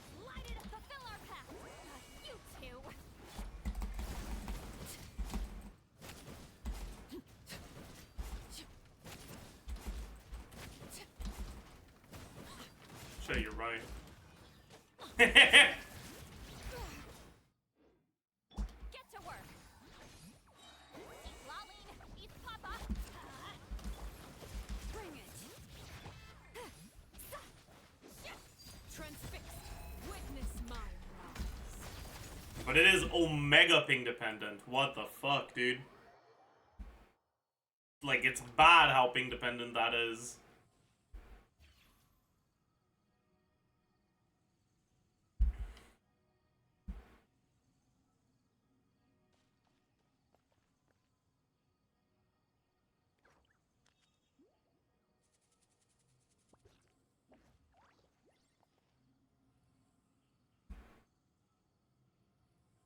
And it makes your setup really tight as well. Teamwork is dreamwork. You two. Tight.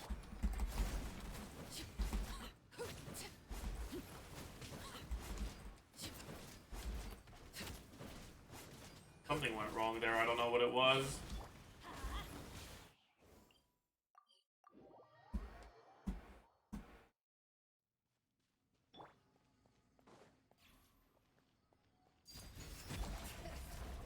Everybody stand back. Let suffer the wrath of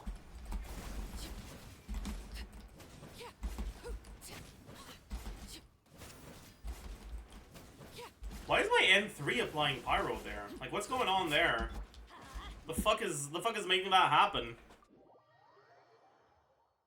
It should only apply pyro on the N1. I guess it's weird timing or some shit.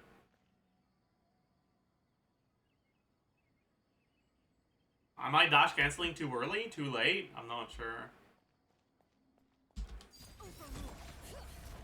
teamwork is dreamwork. Let's fulfill our path. You two.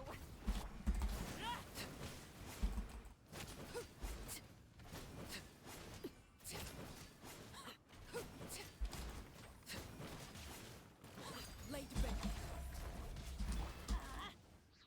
I don't have enough ER. Oops. Show no mercy. Eat lolling, eat papa. Get. Bring it.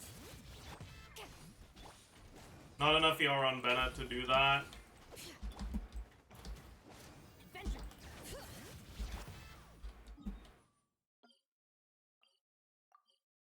I haven't tested it, but you may want to do one in 5D after the first and 3 of the up timings are weird. No, that's fine. Why not fun Arlecchino into Bennett? Because you're losing Bennett uptime. Like, we're already running out of Bennett before we swap off of Arlecchino.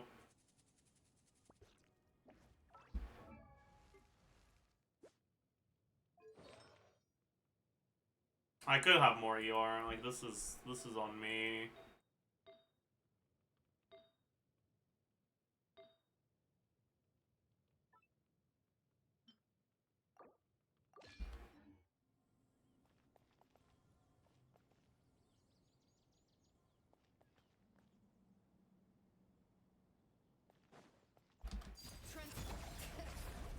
Everybody stand back. Fulfill our path. You two.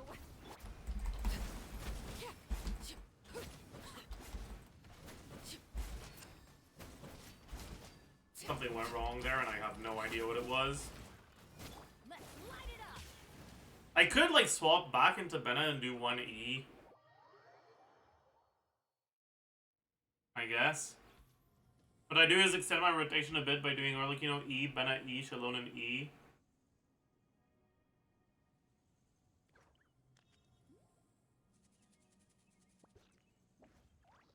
That makes sense, I guess.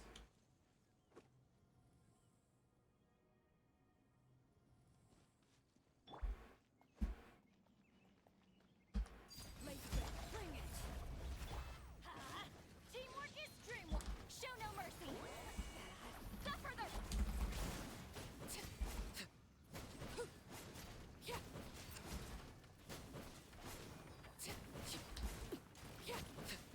Overruled.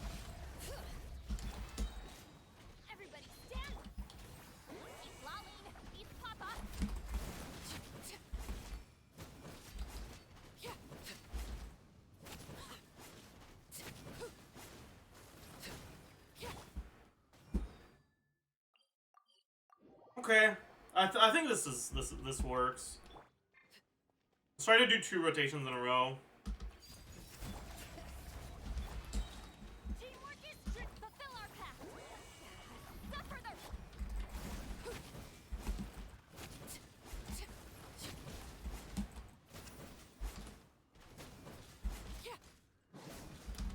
Transfix. I'm going in. Lolling.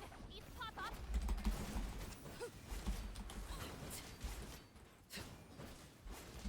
Yeah.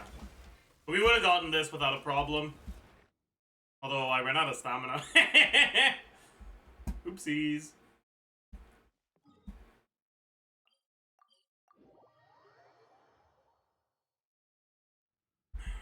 You show the weapon you're using on Arlecchino? Sure. What do you think?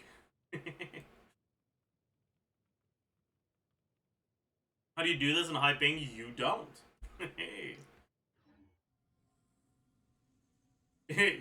That's the neat thing.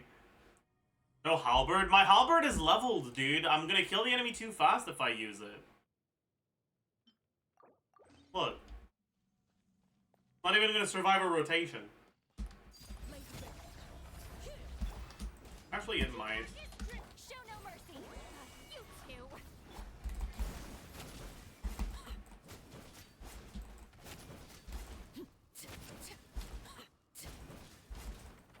It survived a rotation, chat. Insane. But it won't be enough to get an actual second rotation. Fulfill our pact. Lolling. Whatever. Papa. Let's light it up.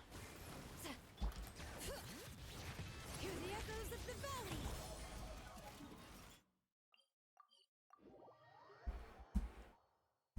100k with that is insane, yeah.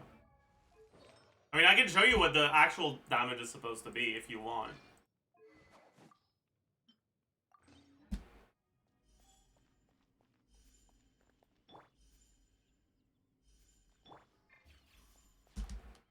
Oh, my E's on cooldown.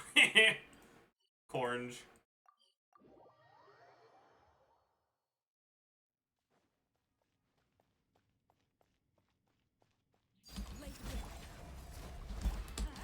Everybody stand. Get to work. You two. Tight.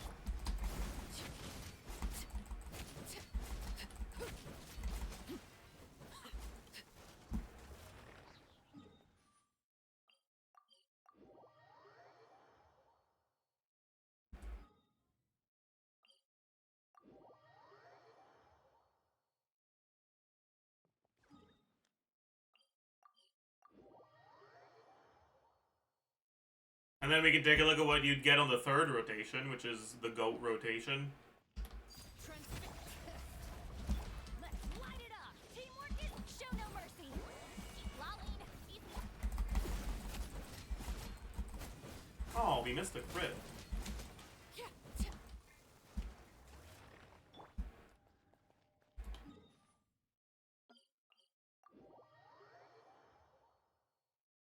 But I think our first hit might be happening before Bennett buff kicks in.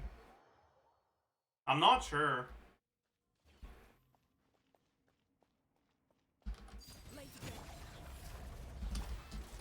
Everybody stand. You two. Tight. No, it wasn't.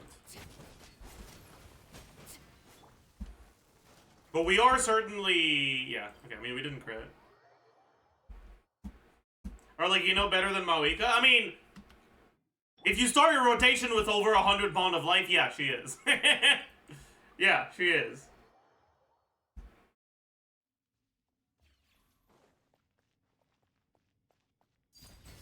Bring it. I'm going in. Get to work. Lolling. Eat Papa.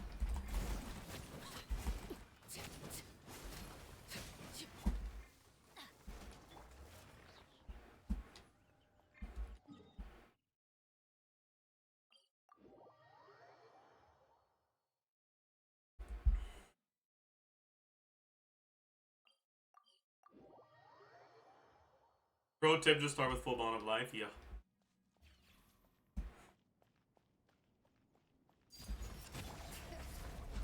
Let's light it up. Everybody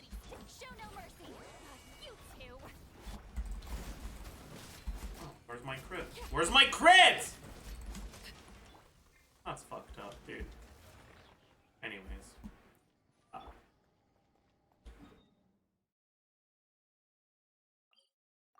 Anyways, you know what? You know what Seat Lally is? Seat Lally is a massive fuck you middle finger to anyone who pulled for Arlecchino's Sig. That's what she is, dude.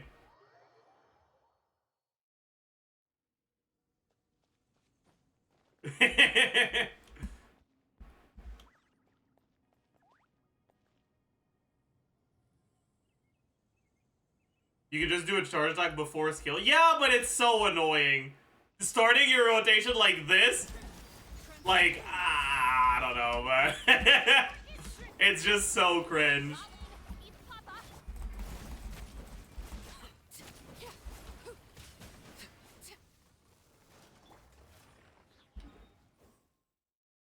Oh well.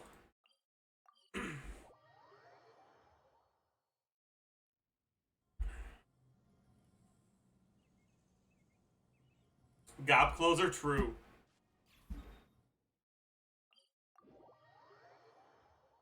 Is Malika a huge upgrade over Arlecchino in this team? Yeah. Malika is a lot easier to get your things to work well. And she also has much better AoE. And Arlecchino on the first rotation is a lot weaker than, like, later on. And most enemies don't survive long enough for Arlecchino to, like, ramp up.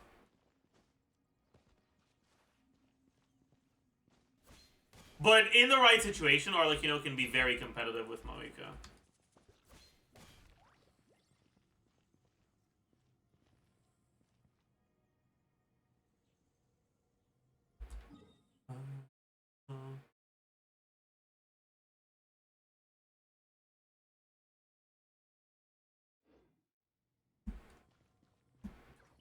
Can someone explain why Lally is a fuck you to Sig?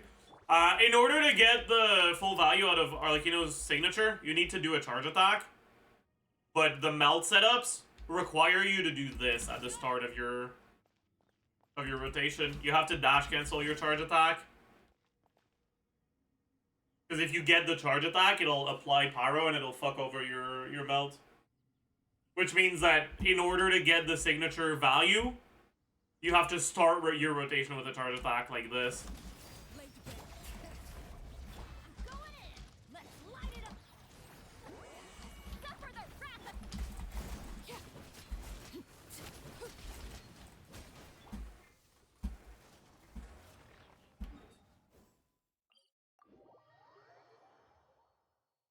Alright, but it seems like it's pretty reliable if you have low ping.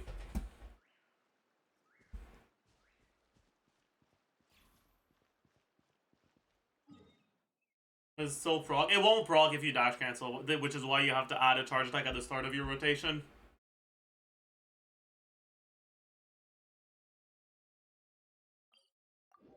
So you get your bond of life before you E instead of after. Can you clear up the debate on using Malika E before rotation?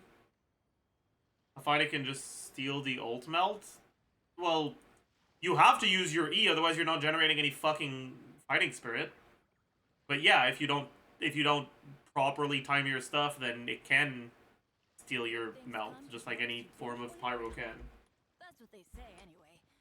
Knowing my luck, the opposite. It doesn't tend to be a problem if you do it well, though. Anyways, let's do this for now. I don't want to see how cringe this gets.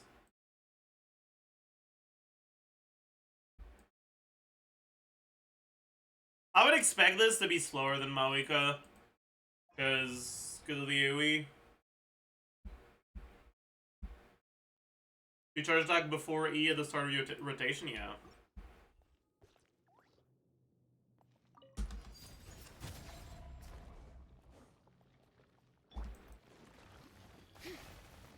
Bring it. Everybody stand back. Okay, fuck you. Get to work. Eat Laline, eat Papa.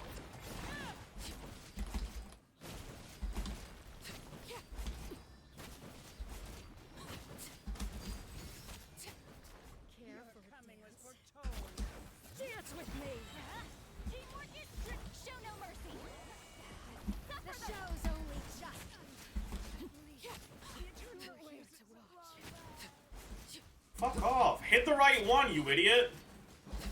Transfix. Going in.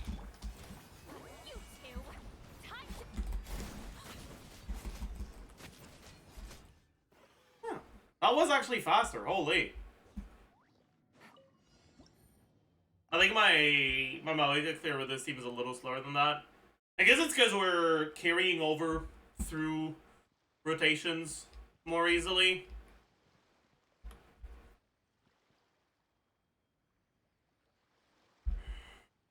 Or through waves, sorry. Yeah, it's our, like, you know, multi-wave stuff.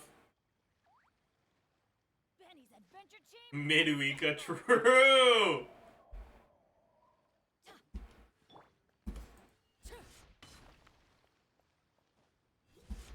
Also, Arlecchino cares a lot less about not reacting on first wave. Yeah, that's actually the biggest issue. We can one-rotate the first wave with Arlecchino, and we cannot do that on Malika. That's definitely the biggest issue.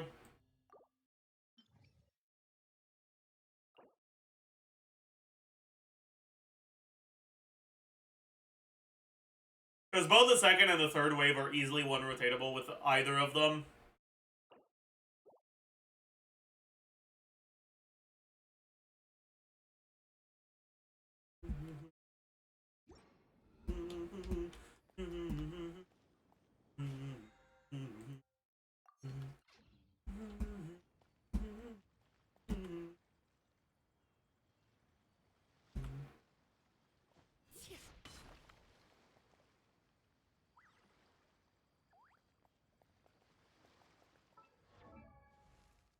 Oh, the talents aren't fully leveled? Yeah, sure, that's true.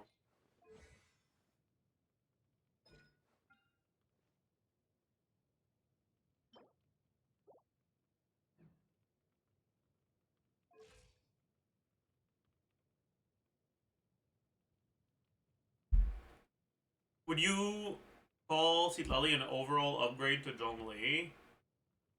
Well, it depends on the team. Is she strictly better than Zhongli? No, of course not.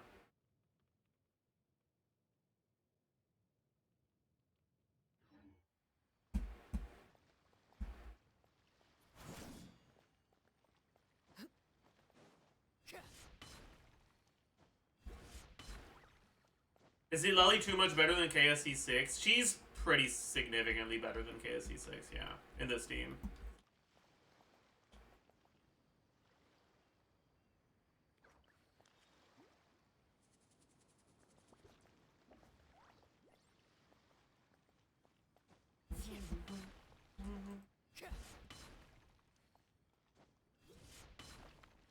The Arrestor Interruption is nice, yeah, it really is. And that's before even looking at the fact that it's also better offensively.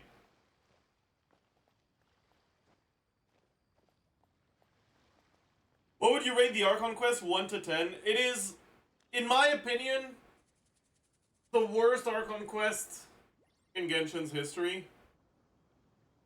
I enjoyed it less than I enjoyed Inazuma, and that's saying something because I did not enjoy Inazuma at all.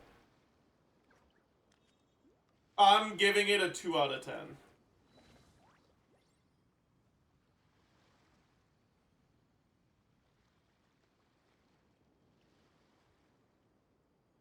I initially wanted to give it a 1, but chat convinced me to bump it up to a 2 because the cutscenes looked pretty.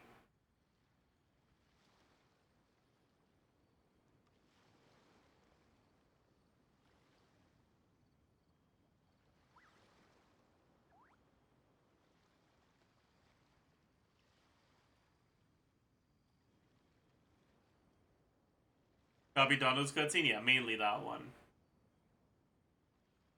What would you consider the best Archon quest? By far, Carry Bear. It's not even close.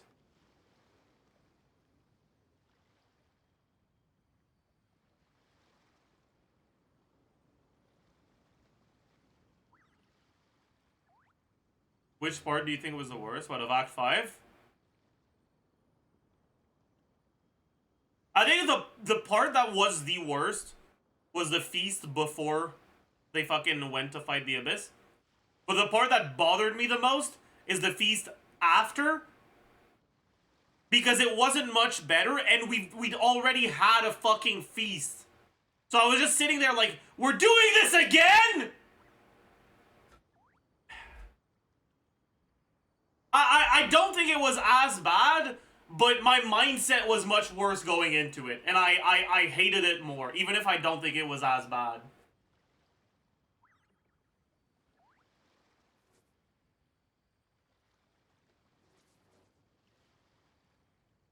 What region do you think was the best outside of Dainsliff? I'm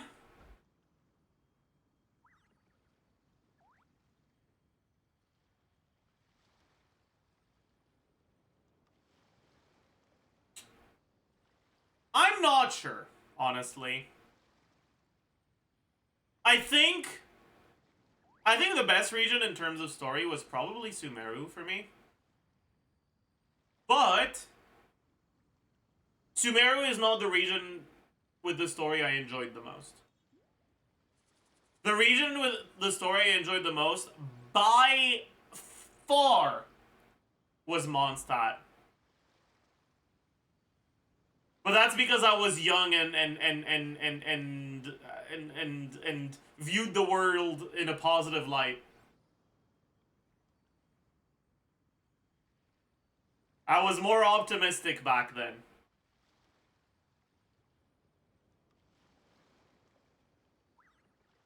I still had hope.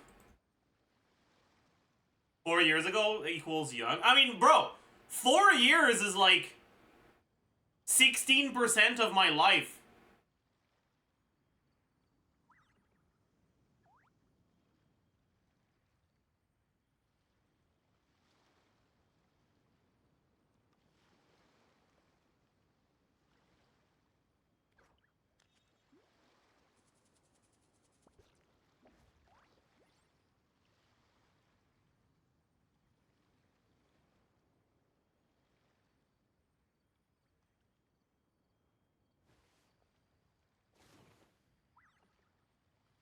I'm like 99% sure it wasn't recency bias, but Fontaine was definitely my favorite region. My favorite overall region to date. It definitely wasn't mine. I had a lot of issues with Fontaine. None of them were like major issues, but I had minor issues with pretty much every part of Fontaine. Like, story-wise, I thought the story was fine, but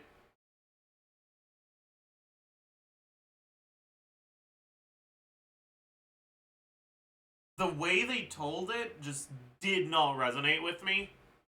Like,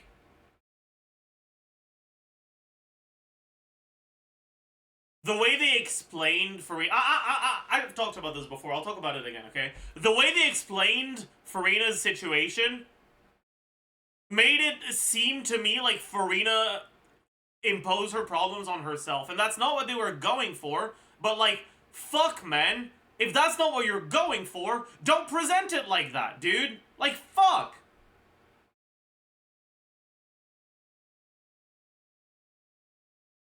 It's like the way they told Farina's story made it harder for me to care about her.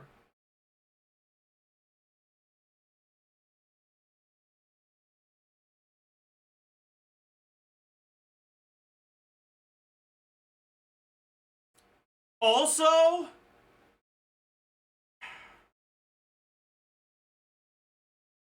I think that the, like, just overall overarching plot of Fontaine was just ass. Like,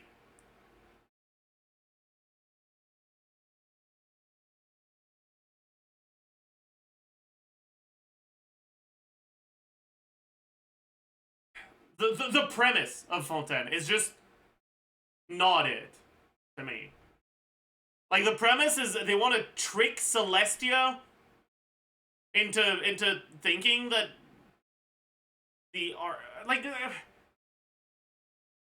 it feels so far removed from things I actually care about. It's like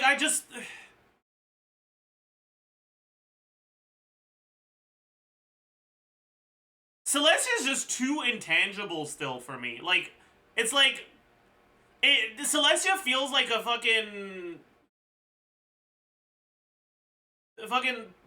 plot hole filler. Like, oh, why is this character acting like this? Celestia. Huh, there's an inconsistent Celestia. And it's like,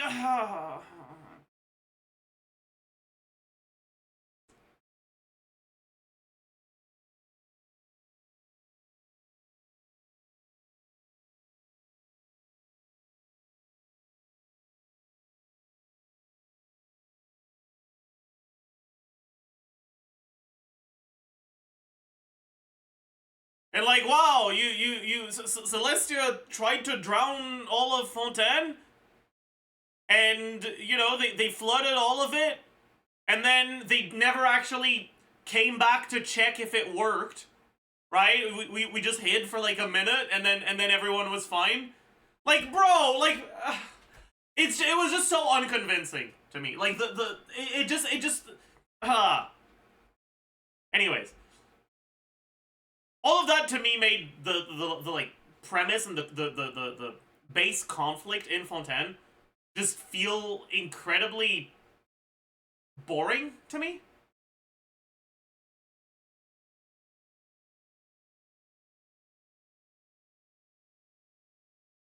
Even though I'd say that, like, the plot was fine. I didn't really have major issues with the plot.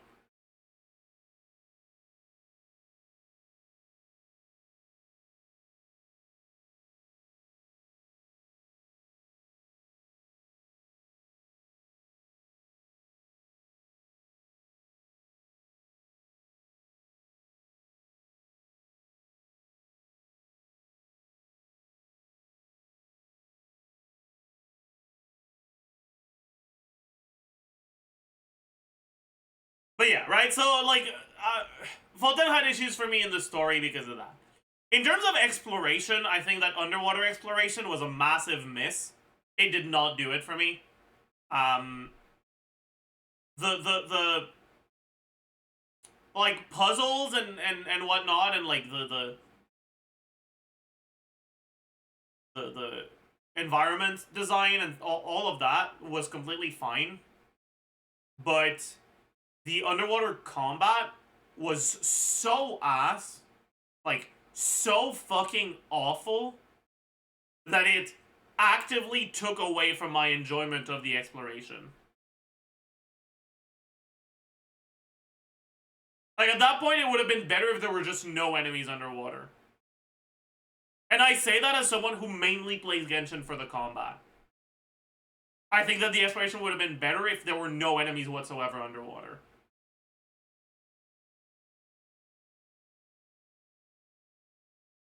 It just didn't feel good at all.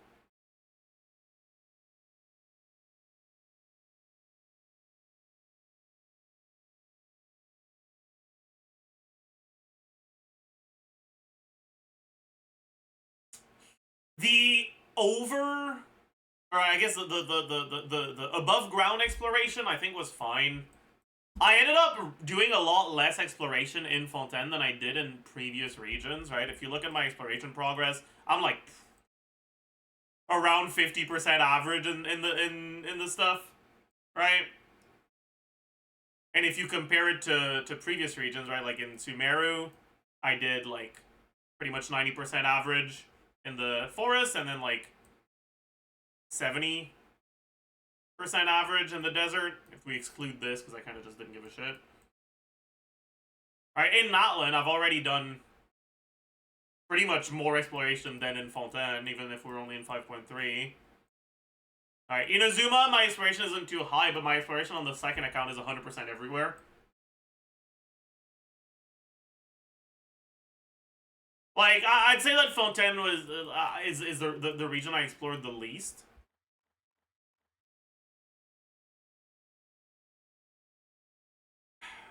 But I would say that the like above ground exploration was fine. The main reason why I didn't do a lot of exploration is because I kept thinking about the underwater exploration, and it made me want to stop.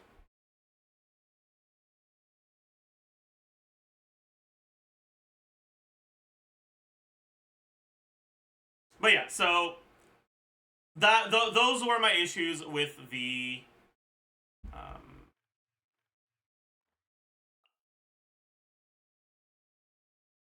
exploration, right? So then what else? Character design.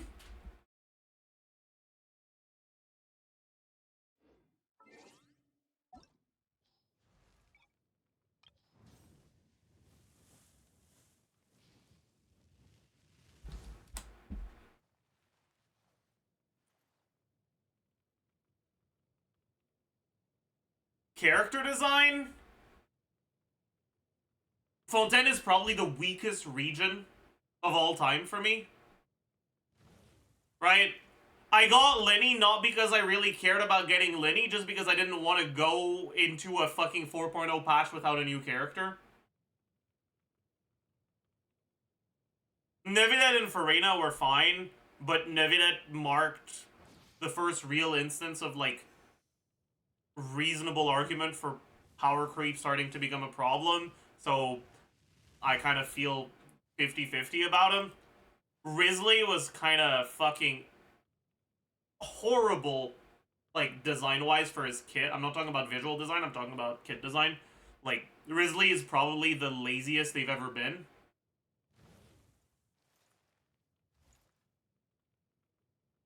Like, I'm not even talking about the C1 bait. I'm talking about the fucking Wanderer copy-paste. Like, it's just the laziest fucking design they've ever done. For sure. By far.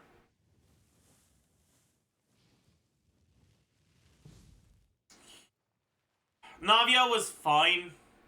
Chlorine was pretty boring. Sijuin, just not it. Emily, kind of whatever. Right? I think the two regions where I got the least amount of characters were Sumeru and Fontaine. But Sumeru added Dendro to the game, which kind of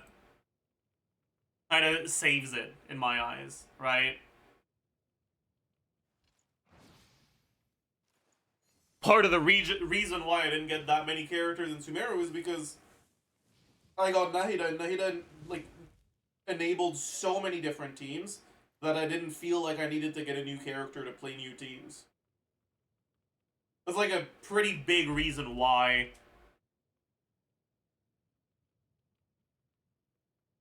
Yeah. Anyways.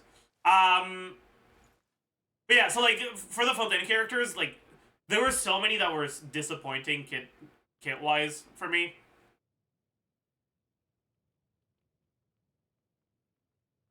Arguably the most disappointing region for me.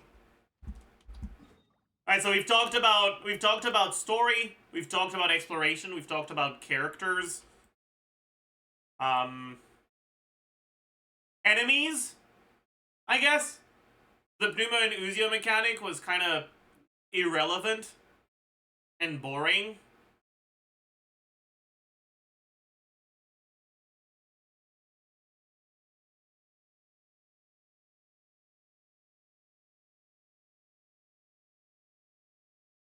You compare it to the new combat mechanic of Natlan, which is Night Soul. I'd say that Pneuma and Uzio was, or not Night Soul, but like the shields, like the Papilla shield. I'd say that's like the main, like, enemy mechanic that Natlan has added. Papilla's bullshit is really cringe. I think it's worse.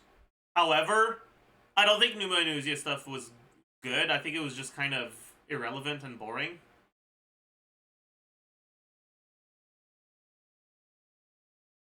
That was the best possible outcome once they'd announced it, though. Like, I want to make that clear. I think that the issue with Pneuma and Uzia is the very concept of it. It's not the execution. The execution was probably as harmless as it could have been, but the concept was so ass that it was still kind of annoying.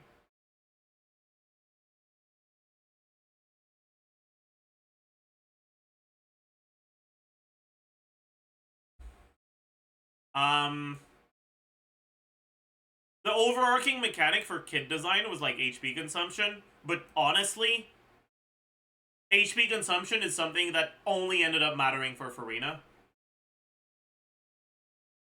Right? Like, you look at the other characters that have HP consumption. Linny, who the fuck cares? You play Bennett anyways, in literally all of his fucking teams. And it's not like it's not like if something goes wrong with his HP consumption mechanic, it really matters that much. Lynette doesn't really give a shit either. Risley kinda cares, but like, his best teams have healers anyways.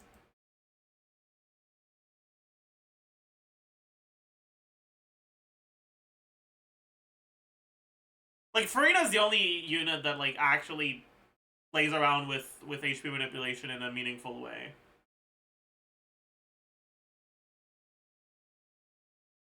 And I like what she does, but I definitely do think it's kind of boring that that's kind of all they did. And then with Bond of Life, massive miss on the execution. Also, why isn't Arlecchino here? I guess because she's Fatui. So they're not, but whatever. But Bond of Life was a massive miss in its execution. I think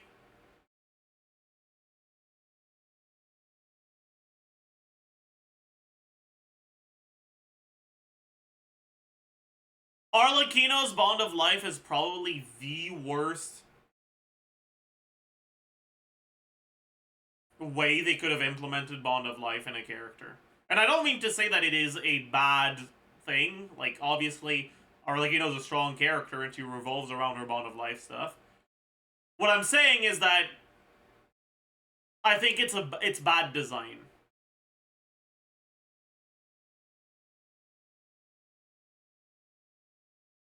I think that the fact that Arlecchino is immune to healing is really stupid. And I don't mean Arlecchino should be healed through her Bond of Life. I mean, healing should reduce Bond of Life. They should have made it so that you actually get punished for healing on Arlecchino. It's something I talked about when Arlecchino was leaked very, very early into the beta cycle, and it's something I stand by to this day. I think that it significantly hurts her design that she works the way she does. I think Arlecchino would have been a much better designed character if she did a bit more damage, but didn't have the passive that prevents healing while in combat. And so you could actually heal away your Bond of Life.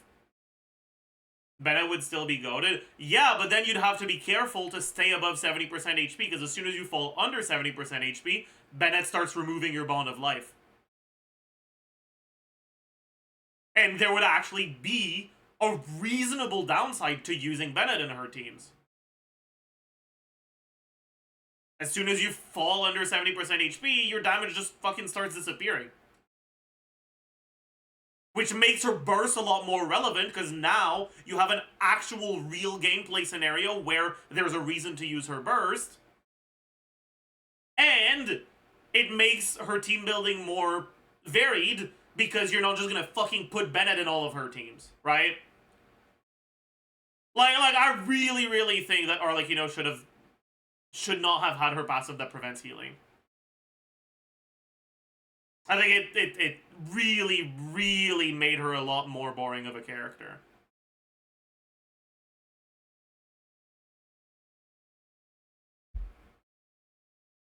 And then Chlorine, I mean, kind of the same thing. I just think it's dumb to have Bond of Life, but also a passive that says you can't be healed. Like, why call it Bond of Life? Why not call it something? Whatever, it's fine. I don't mind it as much for Chlorine. The biggest issue is that Chlorine is a subversion to the Bond of Life mechanic, but we don't have a single character that properly adheres to the Bond of Life mechanic. So the subversion doesn't feel new and interesting. It feels like they're just avoiding having to design a Bond of Life character. Chlorine would be fine if there were actual proper Bond of Life characters. But because there aren't, it kind of feels cringe.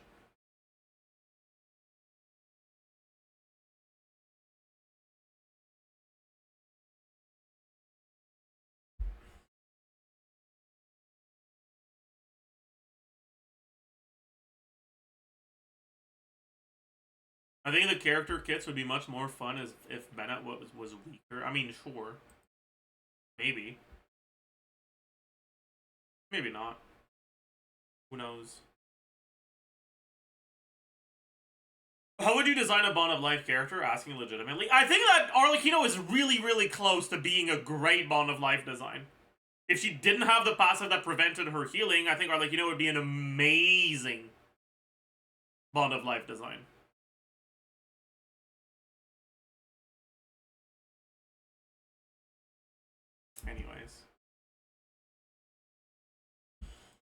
Anyways, so that's it for like the overarching combat mechanics in Fontaine. What else is there about this region? I've talked about exploration, story, characters, combat, music. I didn't hate the Fontaine music, but sandwiched between Sumeru and Natlan, like, it's like that meme of like the horse, and you have like a really well drawn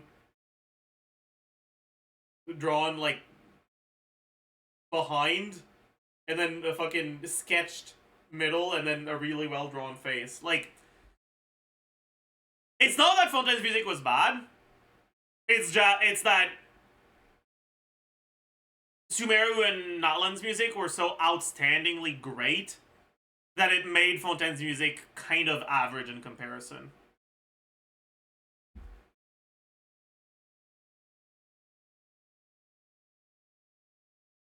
Blue Lock Horse? Alright, dude, that's fucked up.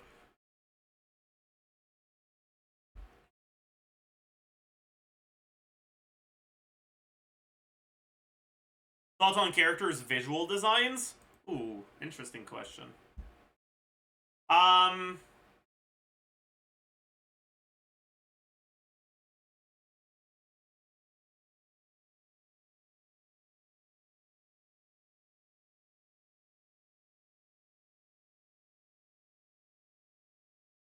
Okay, the fact that Yume Mizuki is here, because Yume Mizuki isn't, like, properly in the Amber database yet, so Yume Mizuki shows up no matter which region you select, because Yume Mizuki is a leak character, and Amber is just pulling the leak data from Hakushin, instead of actually hosting it on their own website, is making me feel like the visual designs are worse than they actually are. Yume Mizuki is, like, single-handedly bringing down the visual design average of the characters on screen, like, pretty significantly. Anyways.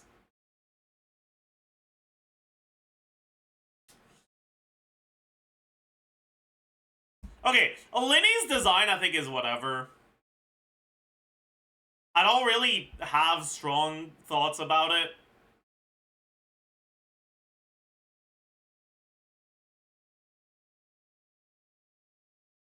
I don't particularly like it, but I don't really mind it either.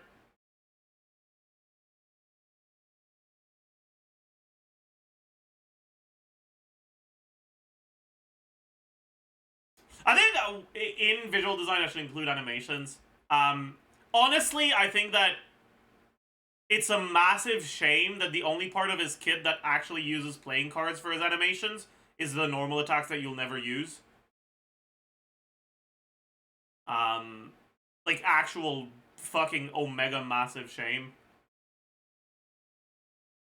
It's the curse of characters that don't use normal attacks having really pretty normal attack animations. It just is what it is, though. Lynette, I also don't really feel strongly about. Whatever. Femine, I also don't really feel strongly about. Whatever.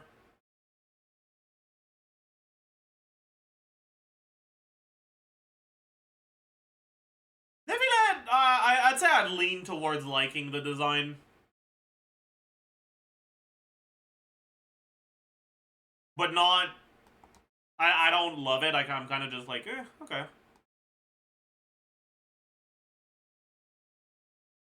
I don't really like Resley's visual design.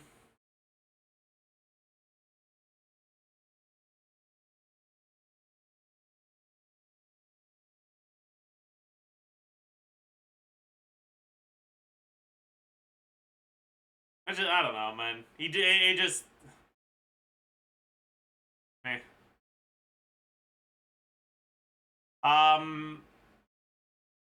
I actually really don't like Farina's visual design. I think I just have a hatred for hats, dude. I just fucking hate hats, dude.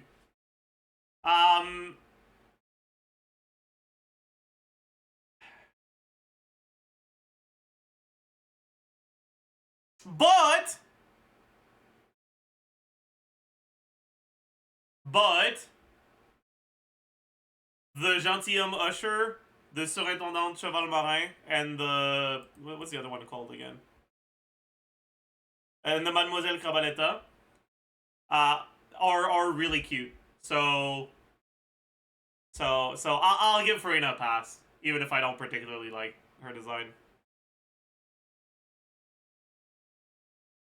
Oh, actually, I wanna also, for Freminet, I think his animations look really cool, and I think that, like, bro, they put way too much fucking effort in making Freminet's kit and animations so cool, and then they gave him the worst fucking numbers you've ever seen.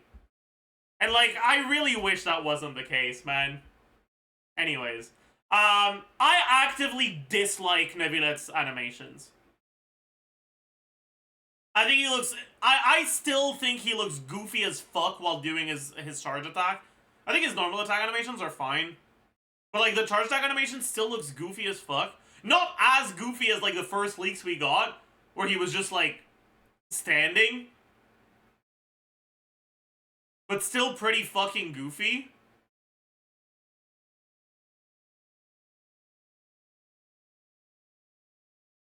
So, like, yeah.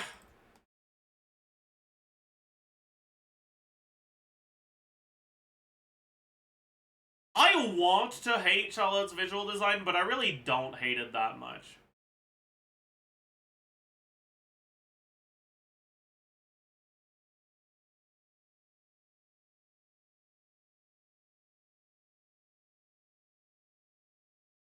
It suits her vibe, yeah. Navia is probably the only character in the game that has a hat that isn't, like, complete garbage.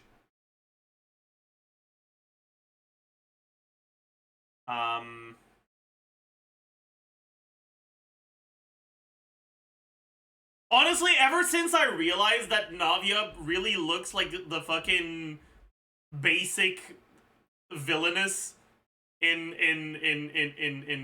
villainous isekai, I've kind of developed a new appreciation for her.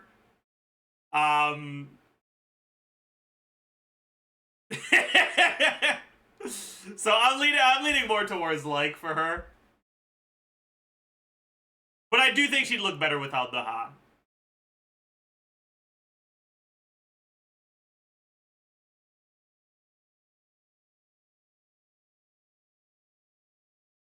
You gonna get her? No. Chevreuse! I think it looks awful.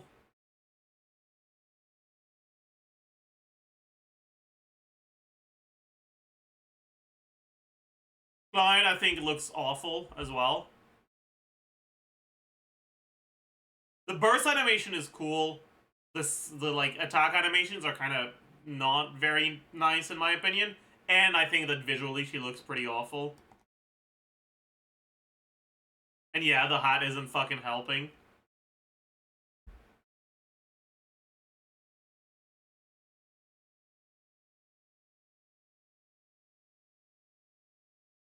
Sijuin's normal attacks are way too cute, man.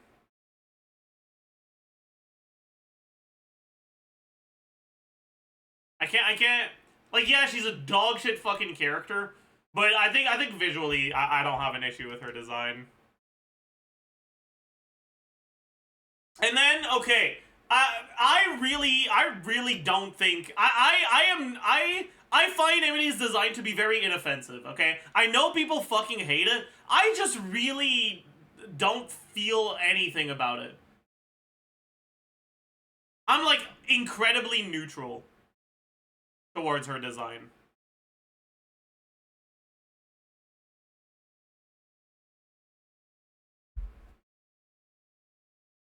As neutral as can be. I guess we should also include the characters that were released during the Fontaine patch cycle that aren't from Fontaine. So... Gaming. Amazing visual design. Gaming is probably the prettiest overall character in the game. Like, if you look at, like, the fit, the animations together, Gaming is probably the best design in the game.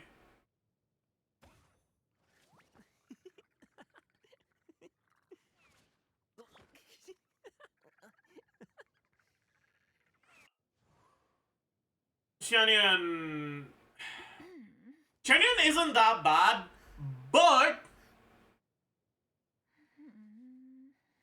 the thing about Xianyan is you have to remember this is a bird, okay? This isn't just a fucking person. It's a bird, okay? And I think Xianyan would have been cooler if she was just a fucking bird, okay? Personally, I think that making her a humanoid instead of a fucking bird was a mistake, okay? She should have been a bird. She should have been a fucking bird, alright? I will stand by this. She should have been a bird.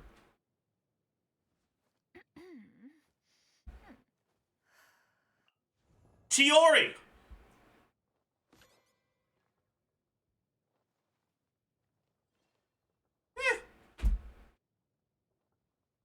Okay, actually, okay, I don't feel too strongly about Chiori's design, but Chiori's skill, like doll animation, is probably the worst animation in the game. It just fucking stands there in T-poses. Like, what animation? Yeah.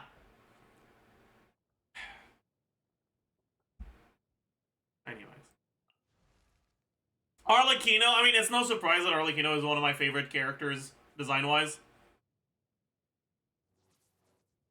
Arlecchino is arguably the best part of Fontaine. In, like, pretty much every aspect. While I have issues with her kit design, I still do think she's arguably the most interesting kit in Fontaine. She's the best part of the Archon quest. She's arguably the best character in terms of visual design and in terms of animations.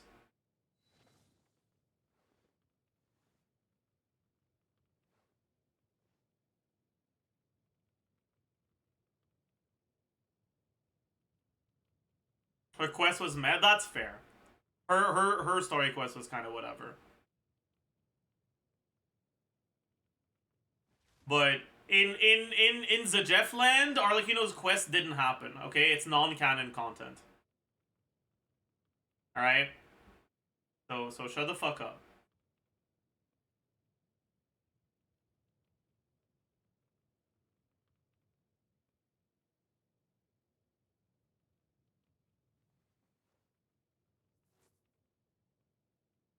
You're having so many correct opinions right now. True.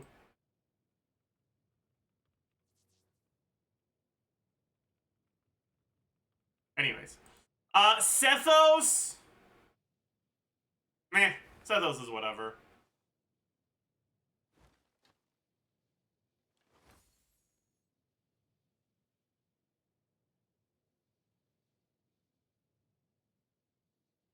Actually, I'm kind of wondering, though, who is my favorite Natlan character so far? In terms of design. I think it's still Kachina.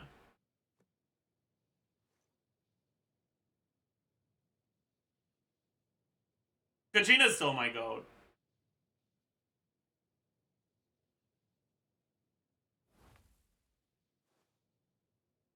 Like, in terms of, like, characterization and kid design. Or not kid design, and, like, visual design.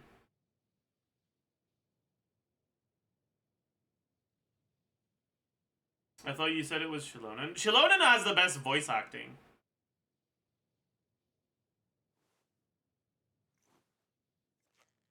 If we were looking at visual design exclusively, I'd probably lean towards Shilonen more than Kachina.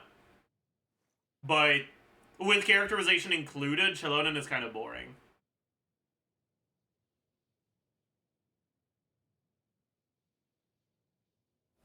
I'm actually kind of... Wait. Should I do a Natlan character tier list just for characterization?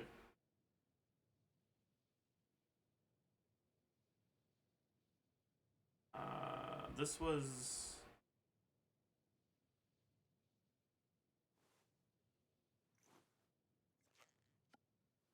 Let's do a Natlan character characterization tier list.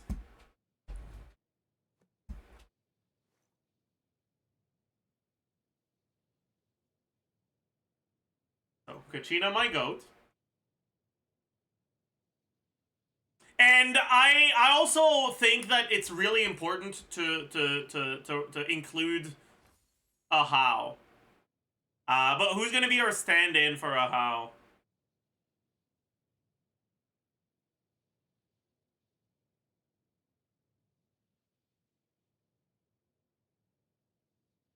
Me.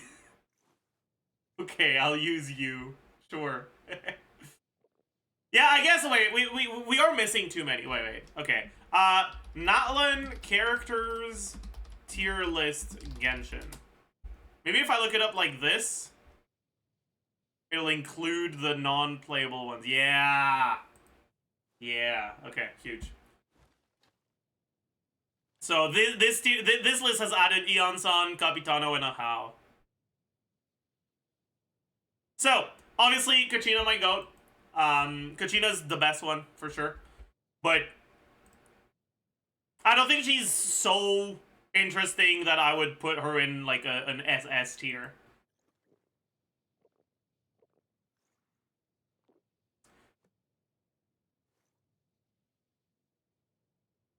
Actually, since we're including a how, maybe Kachina isn't my favorite character. If we're including a how might be. And he might be worthy of his own tier.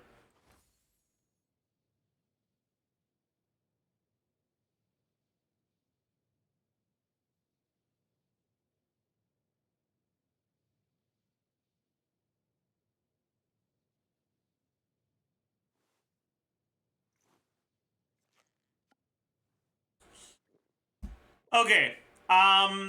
Who is the worst character in terms of characterization?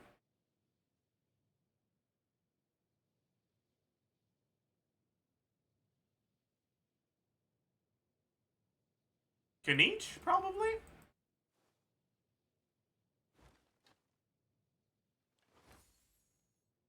I actively dislike Kanich.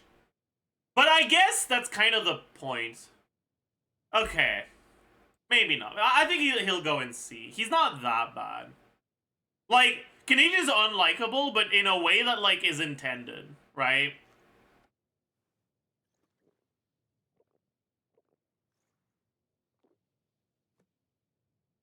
But, like, that doesn't make him likable. He's still unlikable.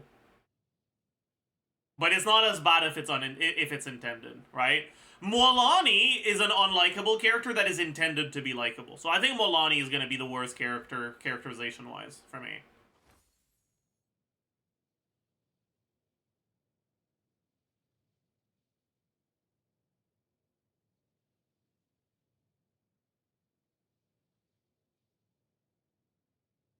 Okay, and if you've watched me play the quests, you'll understand why. Molani is like... She's this... If Molani was like a real person, right? She'd be the sort of person who's like... unintentionally really fucking mean.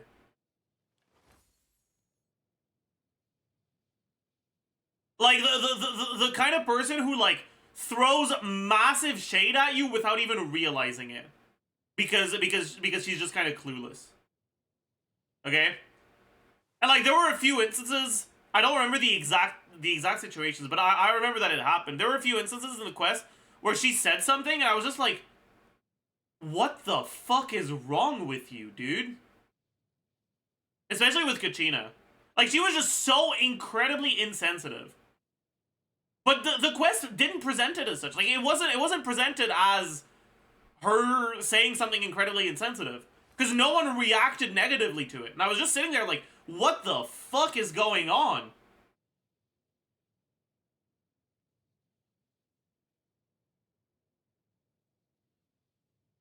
Does no one here realize that what she said was incredibly mean?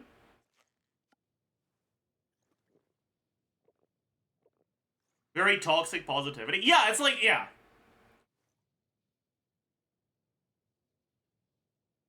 But yeah, give an example. But like, that's what I'm saying. I can't fucking recall the exact scenarios off the top of my head. I didn't fucking memorize the whole Archon quest dialogue.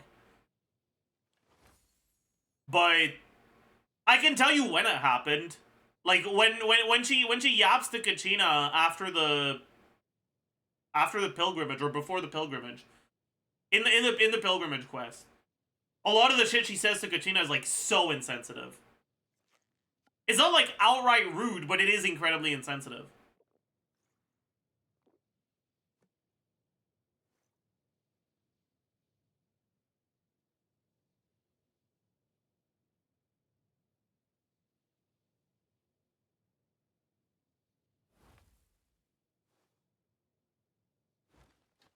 She asks if Kachina's team ditched her again. Yeah, like shit like that. And it's like,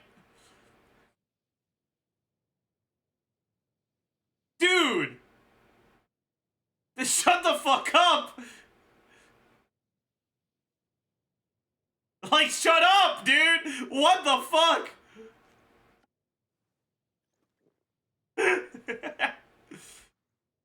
It's Ganesh who says that, I see. But it's, like I said, I don't remember the exact fucking, am I gonna have to pull up the fucking quest transcript? Fine, I will. Milani's definitely going to college to be a nurse. Okay, that's the most fucked up thing I've heard. What the hell? Genshin, Notlin, Act. What was Pilgrimage? Act 1 or 2?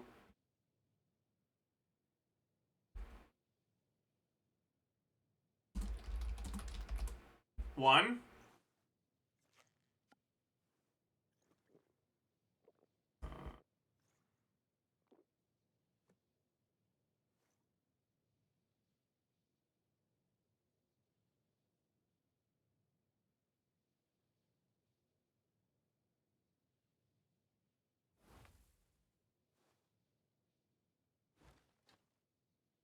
Was Molani's temper tantrum with Mawika? Wait. Which one was it in? Which subquest was it in?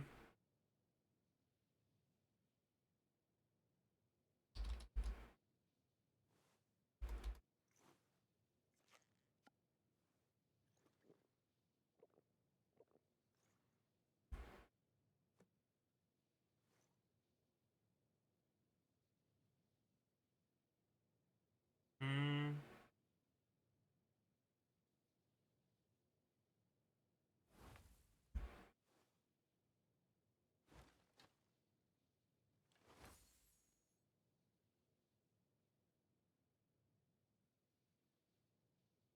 I remember getting pissed off at this dialogue, but I don't want to fucking read all of it again, man.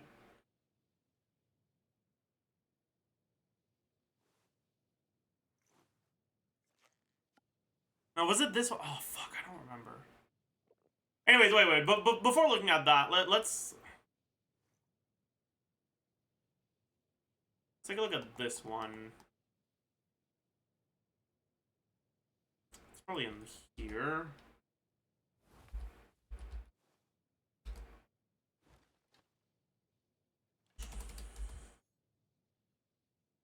Um...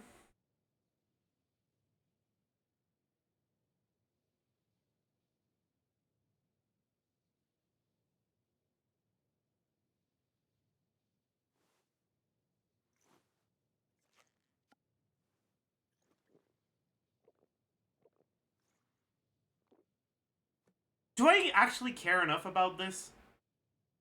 Control F ditch? What do you mean? What? Earlier? I don't know. That was a Kanichi line. It wasn't Milani.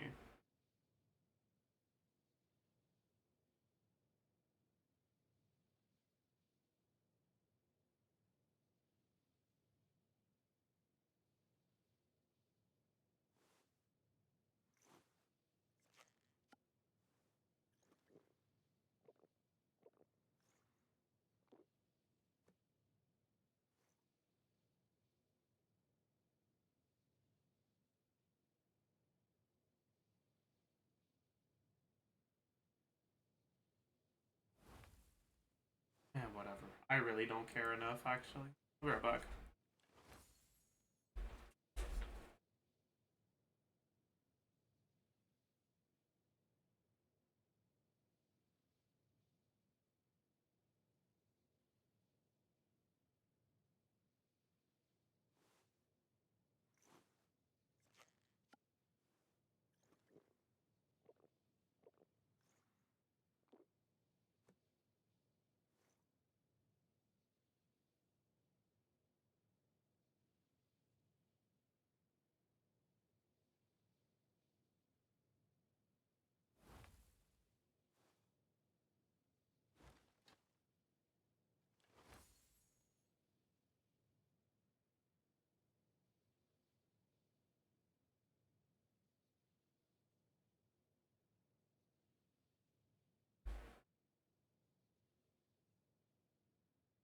Alright, I'm back.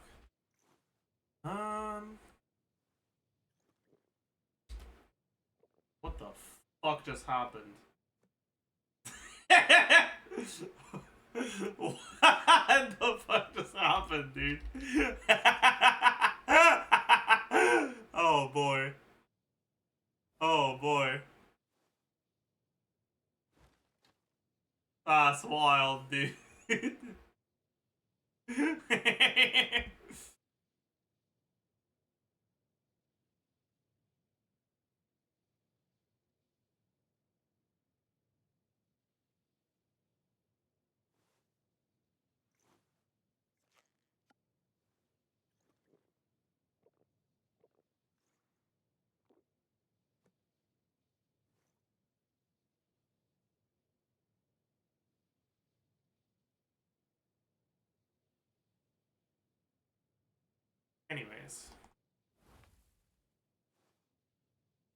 Anyways. Next, okay. What do I think about Capitano? Okay, honestly, I wish I could go back to like 2 days ago when I didn't feel negatively towards him. But now, like, fuck, man, like, what a shitty fucking character arc, man. God.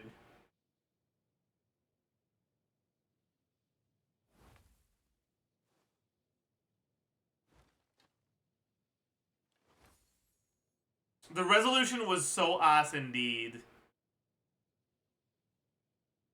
Why? Basically, it just, I don't know, it wasn't it, man. Like, ugh.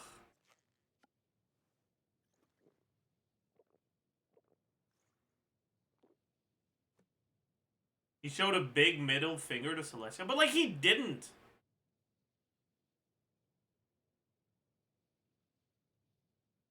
Like that's kind of the problem. Okay? Like that's my problem. Like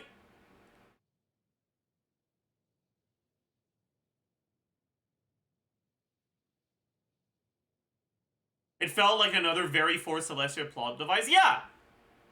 Like Malika made a deal that required her death, and then Capitano was like, well, as it turns out, my life is worth more than hers, so you should take me. Plus, haha, fuck you if you do, that conflicts with immortality. Caught.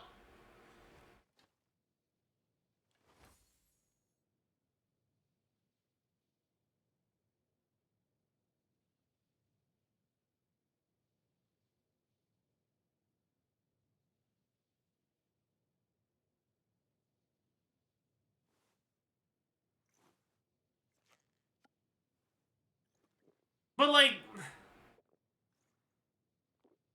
you gave Renova something that was more useful.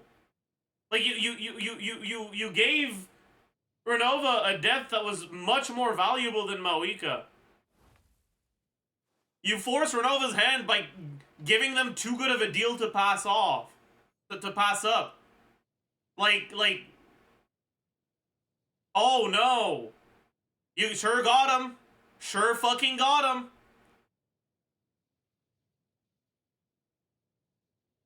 It was Capitano's goal. Yeah, and I don't have a problem with that. Right? I would not have a problem with the ending of his character arc whatsoever if he didn't explicitly say that one of his motivations for doing this was to take revenge on the gods or whatever. That's not what happened. Renova definitely didn't want that deal. Then why did Renova accept it? Could have just said, no, your life isn't worth as much.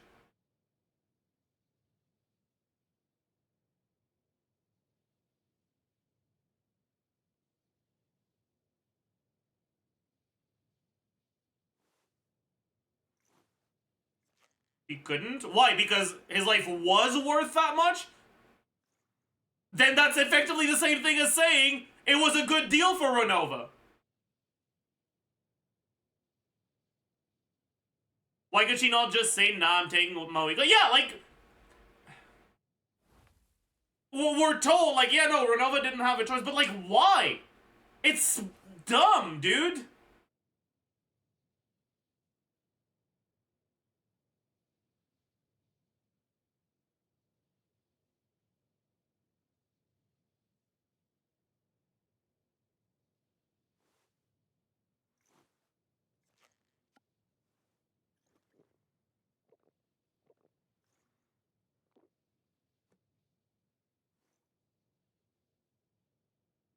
Not up to her. Then what the fuck is Renova's purpose, then?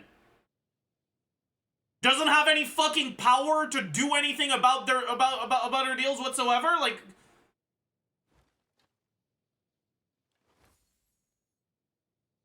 witness? Then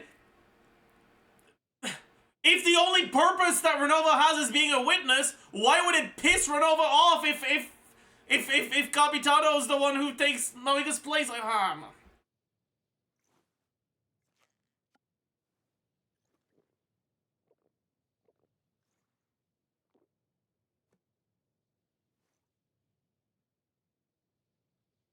he used the rules against her? Yeah! And in doing so, he achieved the rest that he so desperately wanted. And that's not my problem. My problem is that he's not fucking taking revenge on anyone.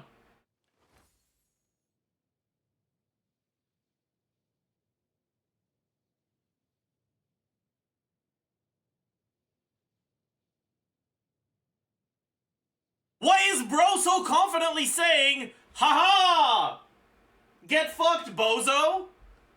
If it's something that doesn't really have an impact on Renova whatsoever.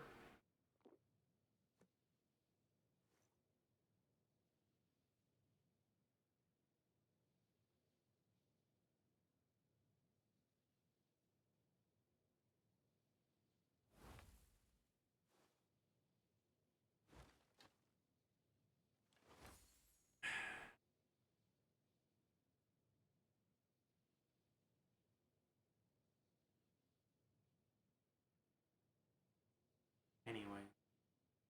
I'm not actually asking you to explain to me. I understand what happened. I think it was bad writing. That's why I'm angry. Like, I understand the, like, canon justification for it. I just think it's awful canon justification. I think it's really poorly written and feels like a fucking asspull completely out of nowhere.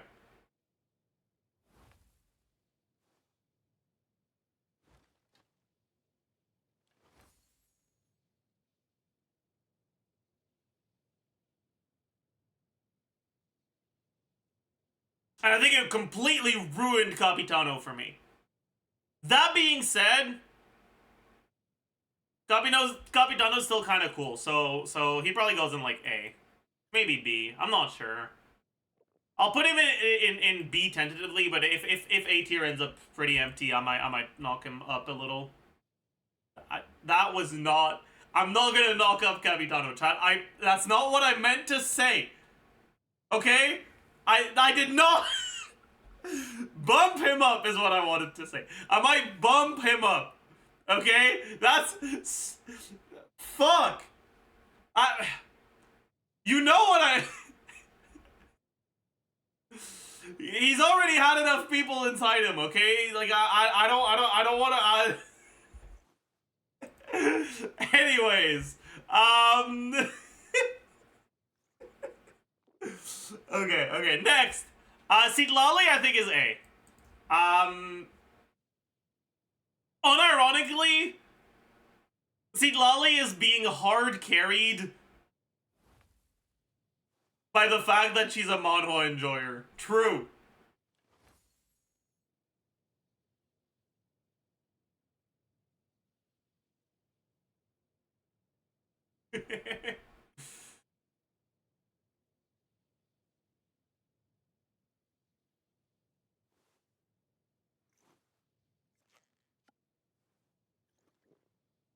Anyways, Chaska! Chaska's kind of boring, honestly.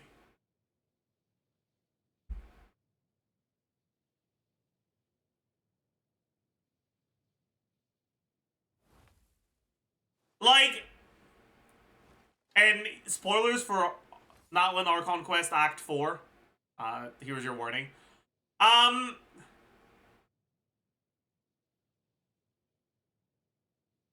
Koichi's probably the first, like, NPC that died that I actually kind of cared about. But a very significant portion of why I cared about Koichi's death is because Koichi was juxtaposed with Chaska, and Chaska is such a mid-fucking character that it made Koichi feel, like, actually interesting.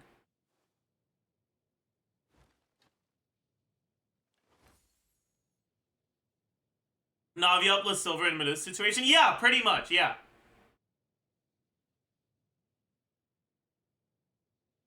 But, like, also, Koichi's dynamic with Chaska is part of Chaska's characterization.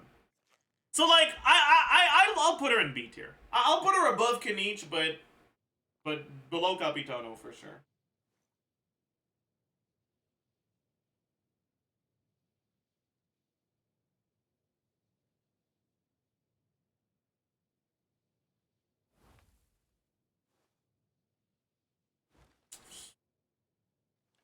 Eon-san! We don't know much about Eon-san. We know she's a fucking musclehead. I feel like she hasn't been all that characterized. Like, she's kind of just... Yeah, she's a gym bro. I'll put her above Kanich. But yeah, she's kind of a nothing burger right now.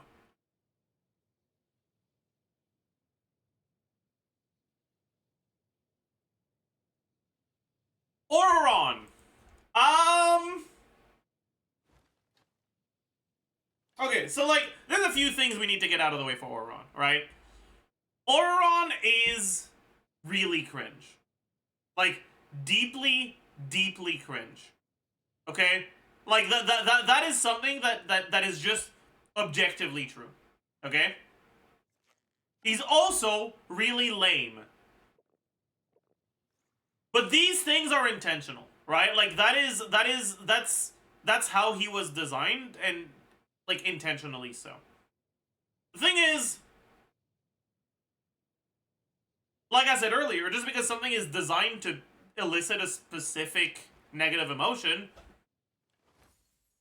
it doesn't necessarily mean that if they managed to elicit that emotion, it was well designed, right? Because sometimes the usage of that character in the story is bad in a way that, like, Why are you trying to make me feel that emotion right now? It's kind of like it doesn't work. In Auron's case,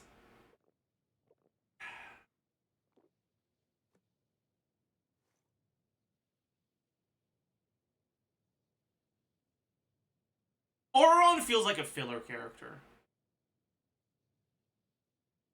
Like, it just really feels like Auron is an unimpactful, irrelevant character.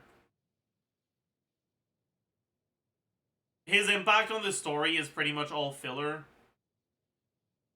But, like, it's not, but, like, it is, you know? I'm gonna put him in C tier. Above Kanich, but yeah.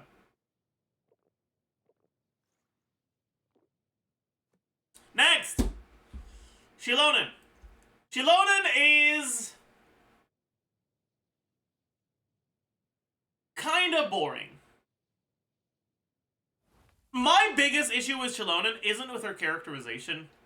My biggest issue with Xilonen is the discrepancy between her visual design and her characterization. Xilonen should be buff. There's no fucking reason for her not to be buff. How the fuck dare you make a blacksmith with noodle arms? You should be ashamed of yourself. Okay? Fuck you, Hoyoverse.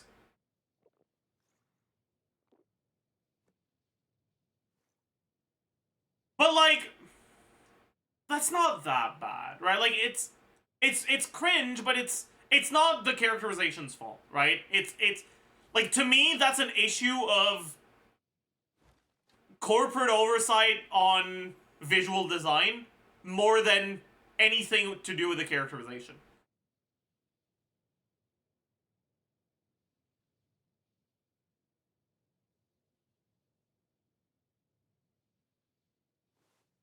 She doesn't need to be buff when you have the power of a vision, but she does.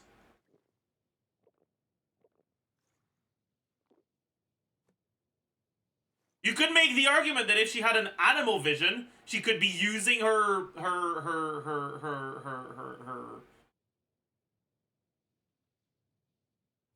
the wind to push her muscles up and down or something.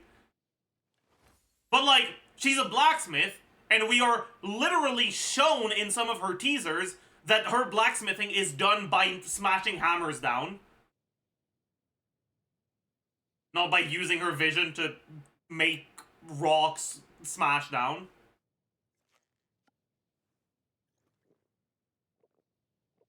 And, like, she still has noodle arms.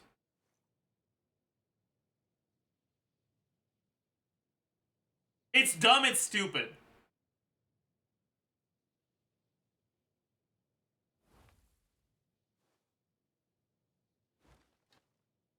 But then on top of that, right, even if you can find a reasonable canon justification for it, who cares? It doesn't change the fact that it's... She does not look anything close to a blacksmith. Nothing in her design actually says blacksmith.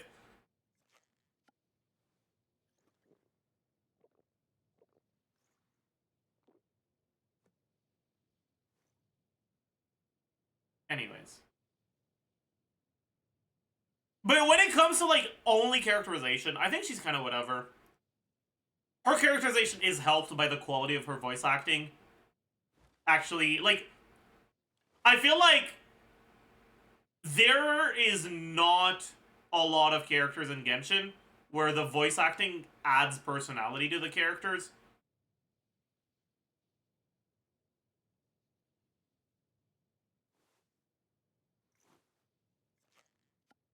Farina?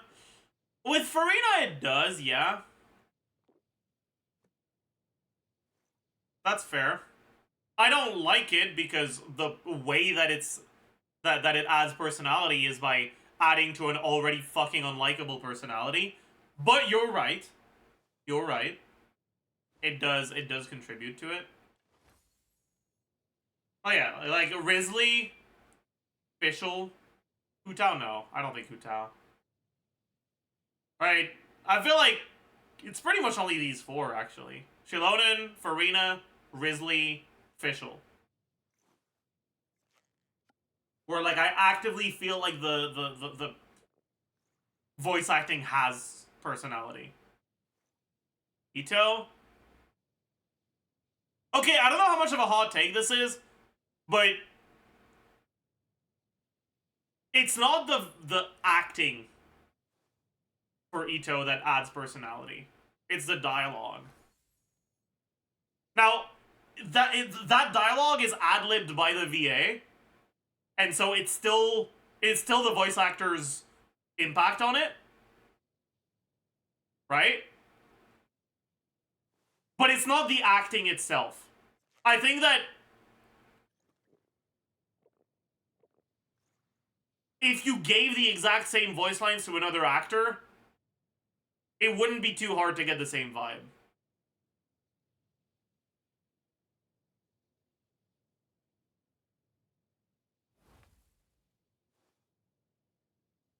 Does that make sense? Anyways, all of this to say, Shalonen's voice acting actually makes her feel like a chill guy.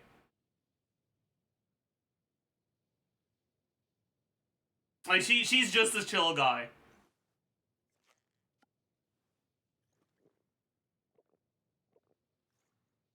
Like, straight up, Shalonen is just a chill guy. Like, you listen to her voice, and she sounds like just a chill guy. And I feel like it fits so well with the dialogue and the personality and like the characterization. Boring ass lazy girl trope, but it's not that she's lazy, she's just chill.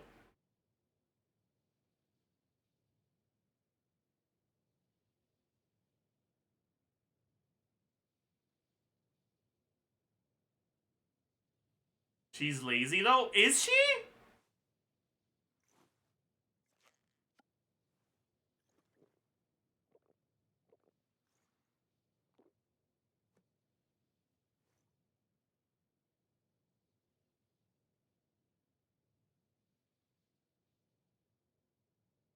Yes, but not when her skills are needed. So, in other words, she does not laze around when she's required to do. How the fuck is that lazy?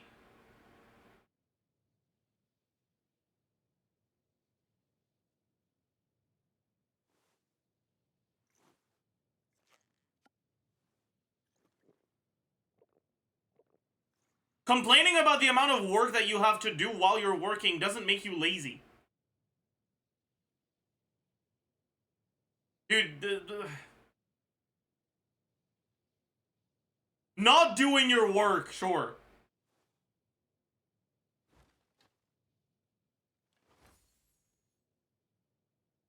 But like, does she ever, like, not do her work?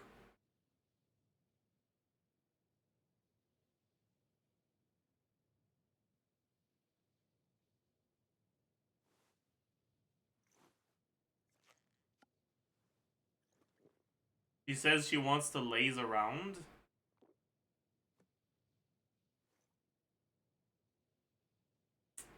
I feel like I'm talking to people who have, like, an alien's level of understanding of human emotions and personality.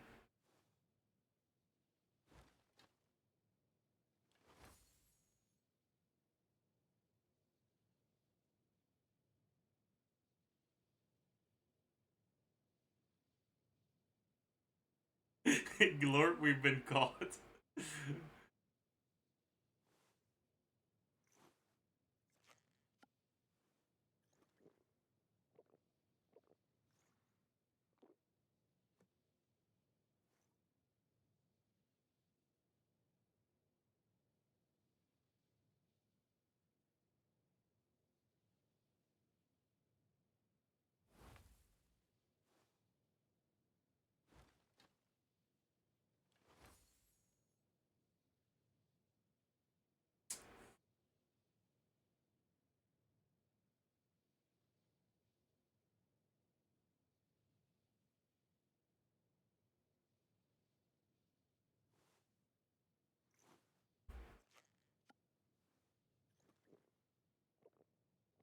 Anyways.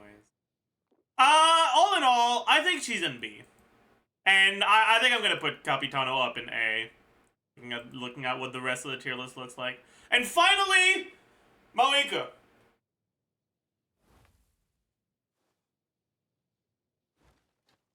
Maoika is...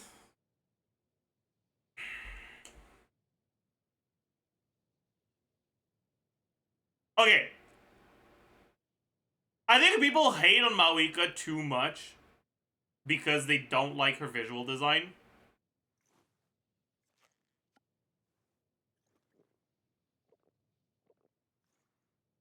And, like, they decided they wouldn't like her before she even opened her mouth. You know?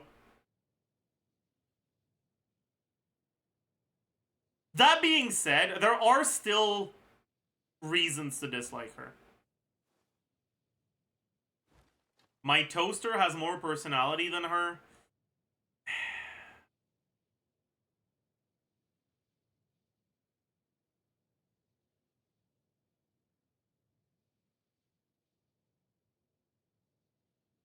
True, but Mary Sue is cringe. But okay. A female character being powerful is not the definition of a Mary Sue.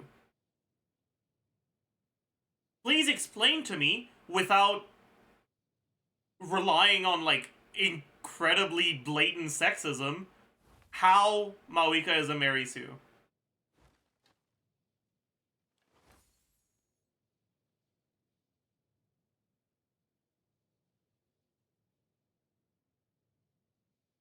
I don't know what a Mary Sue is. A Mary Sue is effectively...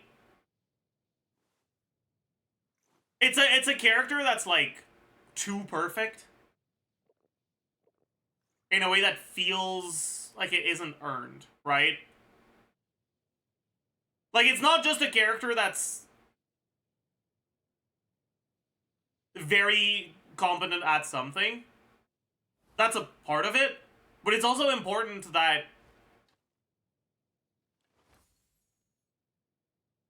the story doesn't justify that talent in a convincing way.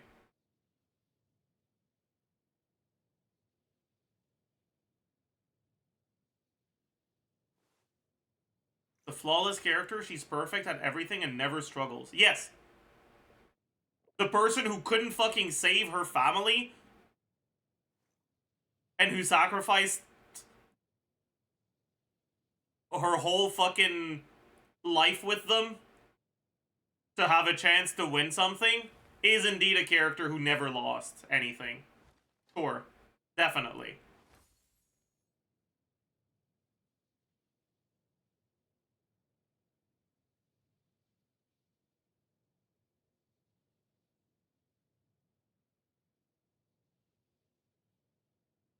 Like, be for real, man.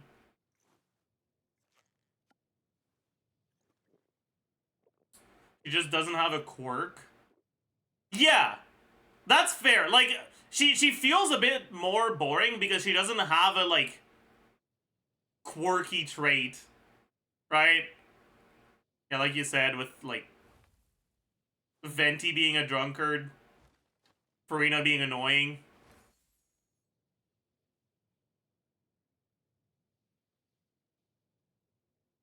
Zhongli being a fucking idiot.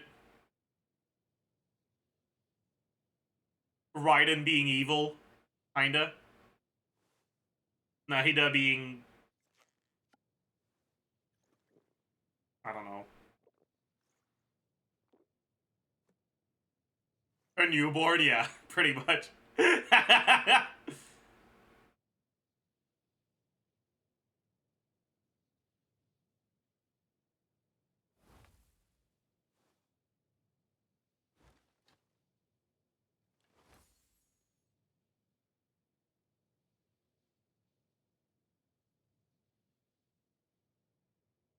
Nahida is naive? I don't know about that.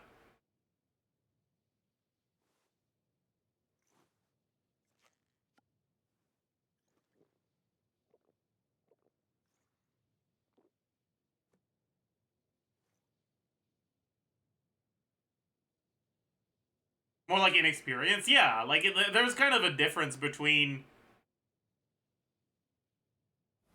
those two, yeah.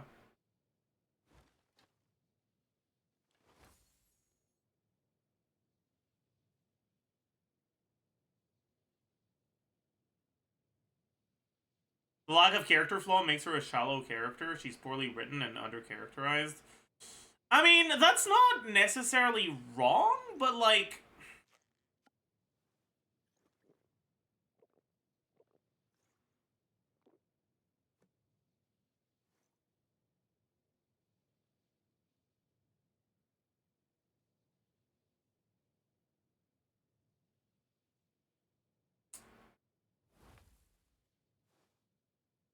She doesn't have a compelling character flaw. But she's also very far from a Mary Sue, you know?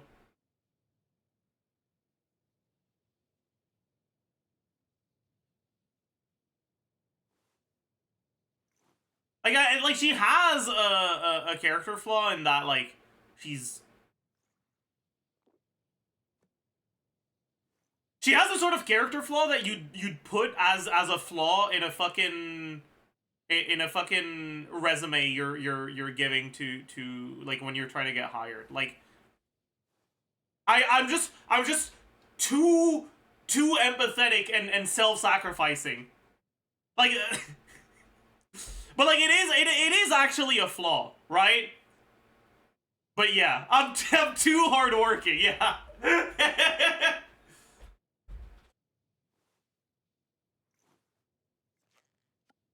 I'm an empath.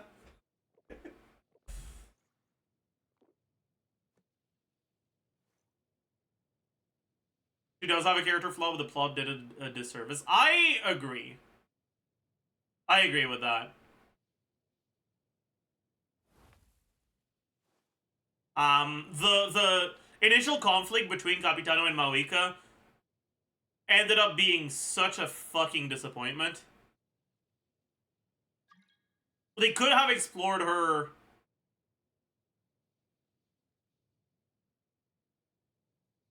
What do you say it?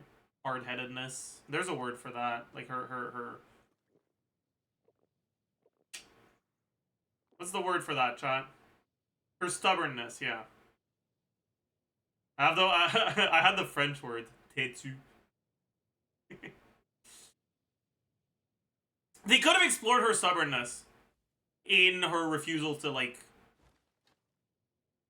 go along with Capitano's plan, but instead they just decided to make it so that Capitano's plan was just not gonna work.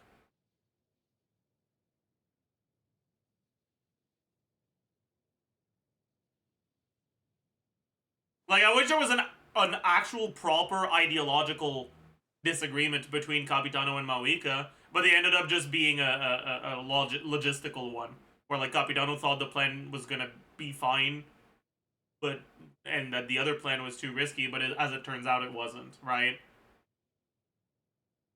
And I think that was a massive cop out, and it definitely missed out on the opportunity to explore Mauika's flaws.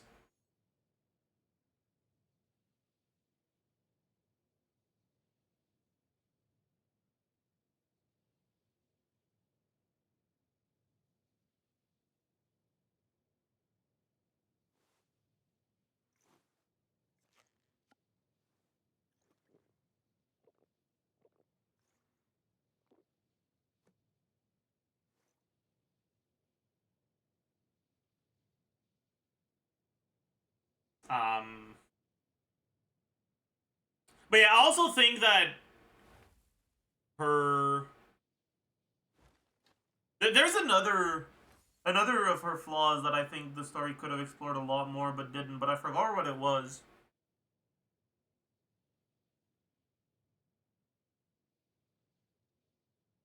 Right. I wish that the story focused more on the self-sacrificing flaw. Like, the conflict that arose from that flaw ended up just being solved by Capitano Celestia plot hole fixing everything. Like, did Malika actually change her mind? No. A better solution just showed up, right?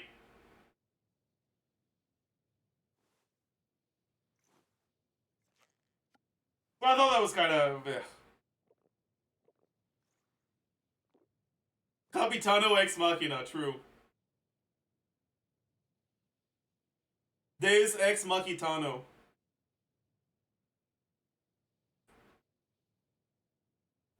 Anyways, with all of that being said, there was never a moment with Moika where I was like, this character is actively making the story worse. She was very, very generic, but in a pretty inoffensive way. So I'm going to put her in B tier.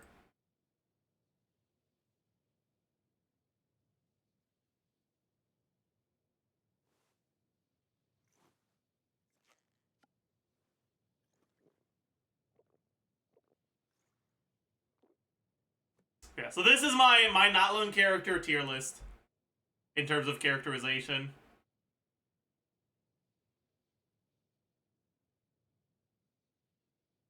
Why is Kachina so high? Because Kachina's my goat.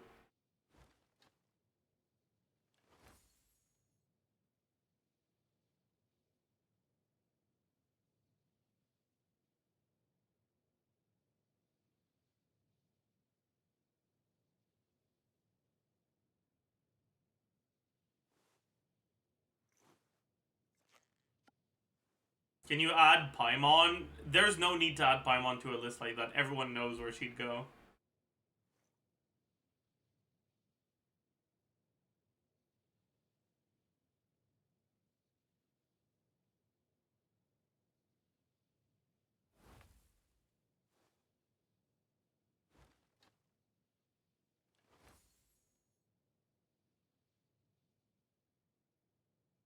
Can you rank Paimon's evolution over the nations? I'd say that in Mondstadt she was C tier, and after Mondstadt she's been like F tier ever since.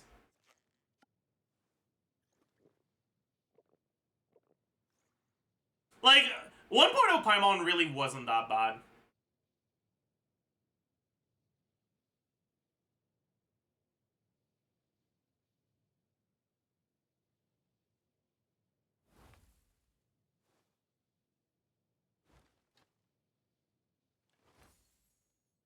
Remember when Paimon was making fun of Sumeru culture? I mean, okay, unironically though, I don't think Paimon making fun of Sumeru culture is something that makes her characterization worse. If anything, it makes her characterization better. Paimon is an unlikable, worthless fucking loser, and her doing shitty things is very in character for her.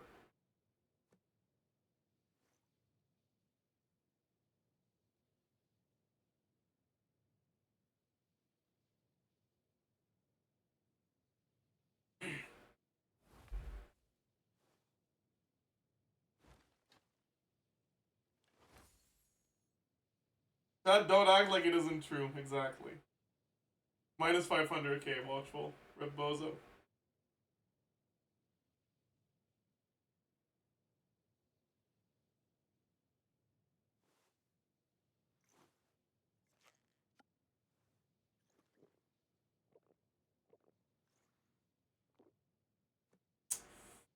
I wonder what my favorite character for each region is now. I did a list like that a while ago, but I wonder if it's changed at all. It might have. Let me think. We're gonna have Mondstadt, Leia, Inazuma. Oh yeah, I did top 3. Inazuma, Sumeru, Fontaine.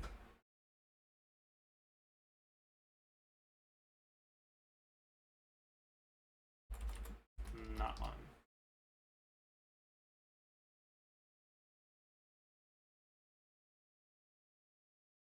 Okay.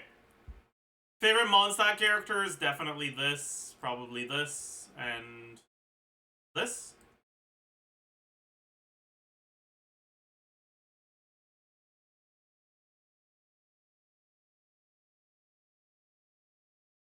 This was your list, by the way? Yeah, that hasn't changed. That probably hasn't changed. I'll have to rethink about this. And this. And this is definitely not it anymore. Okay. Well, maybe it is. I don't know. Anyways. Leah. I had Yunjin, Xinyan, and Gumming. Gumming is definitely still there. Yunjin is definitely still there. Is Xinyan still there? Probably. Alright, so Yan, then Gumming.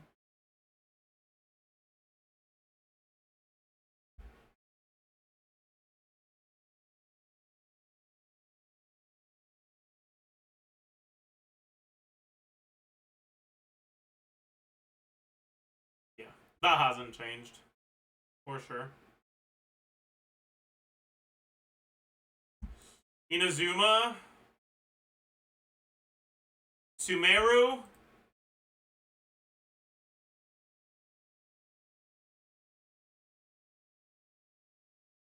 Kave Dea, for sure.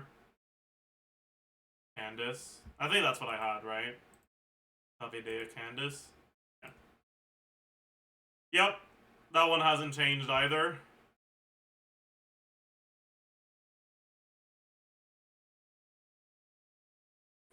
Fontaine.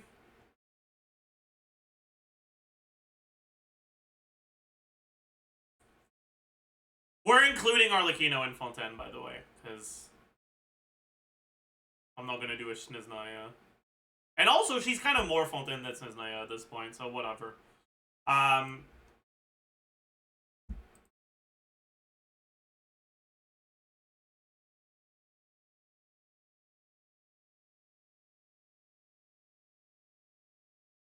Who's my third one with Risley? It was Lynette, right? Yeah.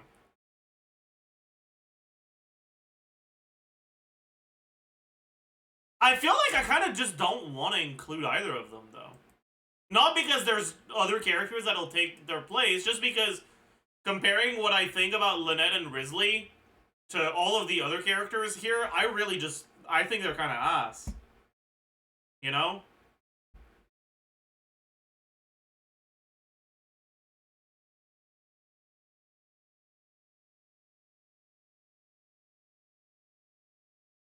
And then same for this.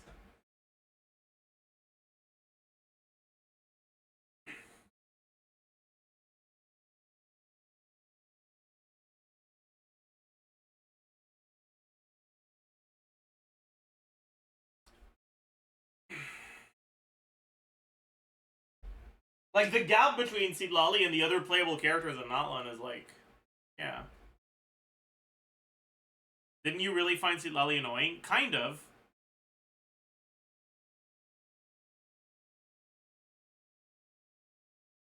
Like, I also find Bennett annoying. I've talked about this before, okay? I think that you guys know the Bennett hangout where like you meet the people that are ex-members of Bennett's adventure team, okay? I stand by this. They did nothing wrong, okay? Wanting to stay the fuck away from Bennett is a completely reasonable and normal thing to do in universe, okay? It's completely reasonable and like understandable. They did nothing wrong. Bennett is a character that's supposed to evoke negative emotions. But like, just because a character evokes negative emotions doesn't mean that it's bad, that the character is bad for the story.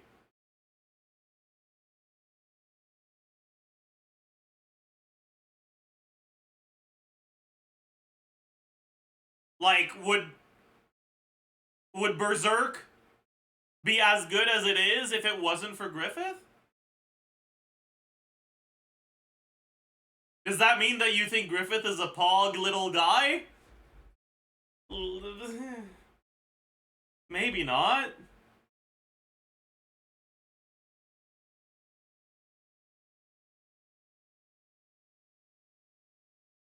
Poor Bennett being compared to Griffith? Okay, sorry. Would Psyche K be as good as it is if it wasn't for Nendo? Is there literally a single positive thing to say about Nendo?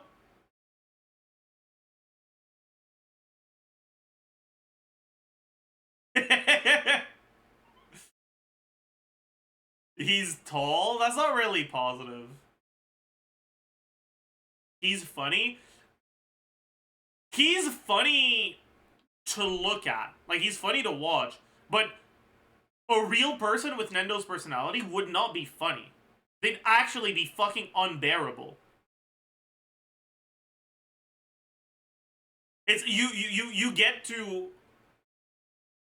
find the situation funny because you're an outside observer, right? Citlali is an annoying ass fucking loser, okay? But I'm not the one she's annoying, so I don't really mind that much. Okay? Like it is what it is, you know?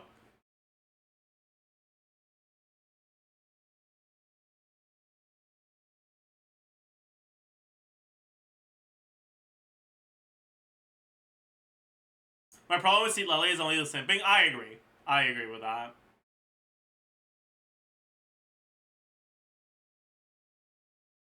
And the worst part is, like, Citlali is, like, probably the character that has the most justification for liking the Traveler.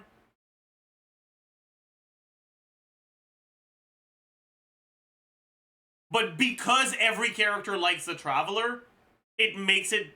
And she's the fucking 50th character with that same personality trait, then it's fucking annoying, right?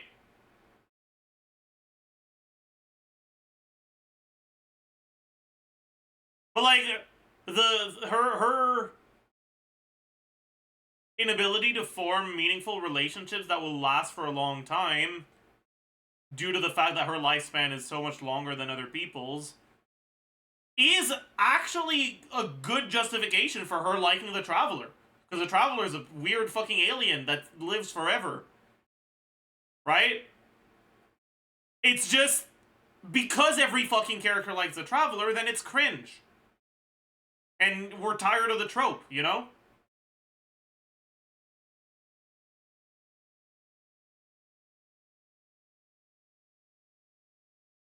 Glowbird.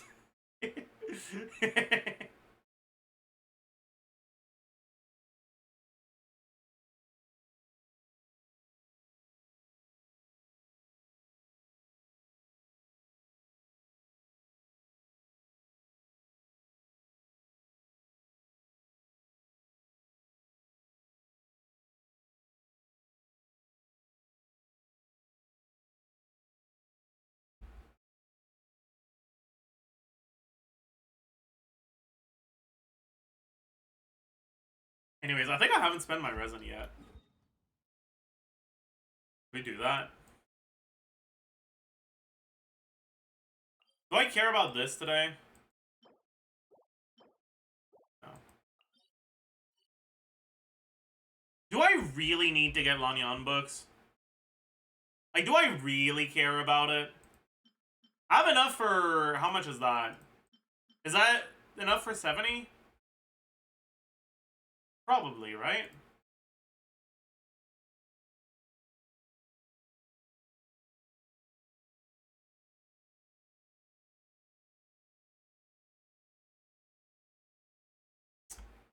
No. Yes. This is 50. Yeah, I have enough for 70. Just barely enough. 70 is, not level 8. That's probably enough for now. I haven't farmed artifacts in too long, man. I want to go farm artifacts today.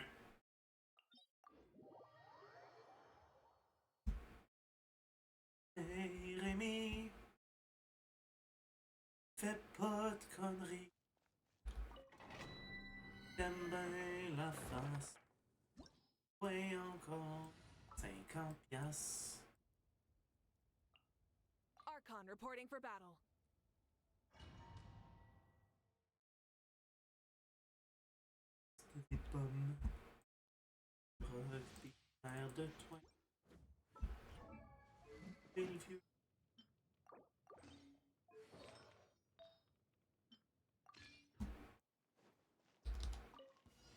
Burn it!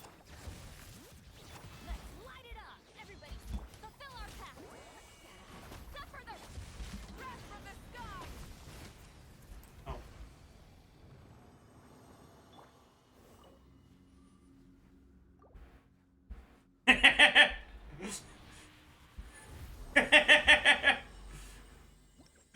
Virtual Wika experience, yeah.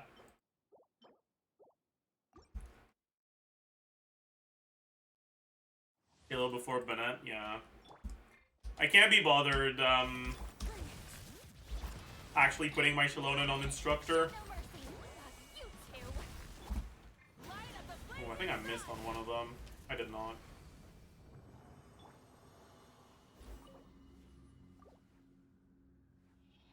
I'm too lazy to swap my artifacts around all the time on Shalonen, so...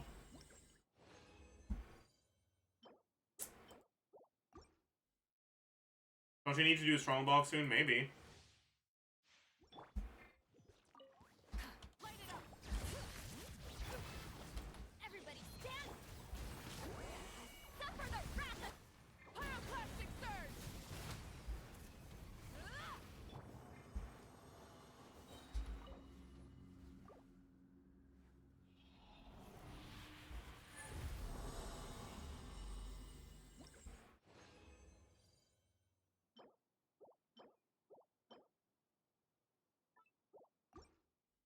Wish that could have been on the right fucking set, but okay. Rise! teamwork is strict! Fulfill our pact! You two! Light of the blazing sun!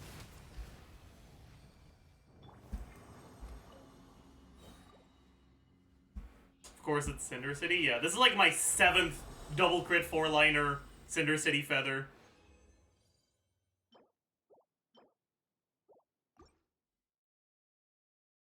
How much yard does your Bennett have? Should be at around 260? 258, yeah. Light it up! Everybody stand! Show no mercy!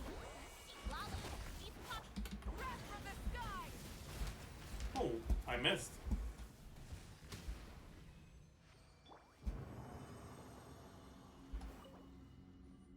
Will you be watching the Malika demo today? I'm not sure. I don't think so. Didn't crit.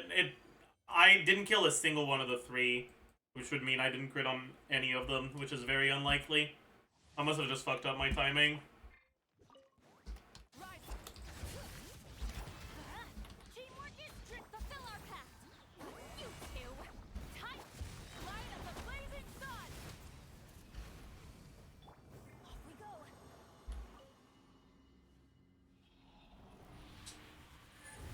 Is this the last one of the day? Maybe.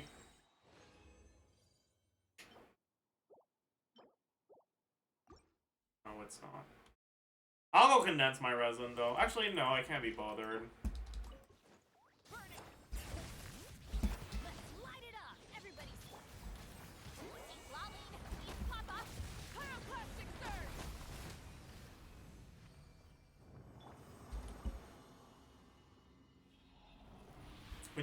Will you do your top 3 least characters for each region? I don't think so.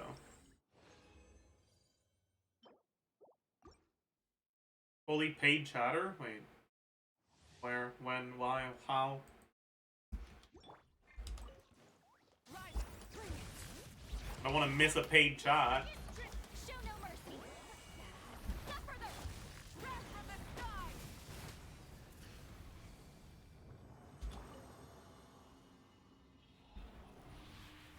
This one, I see. Thank you, Piccoliama.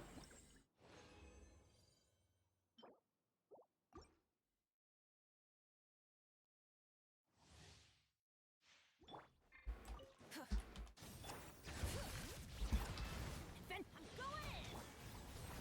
You two! Tight! Light of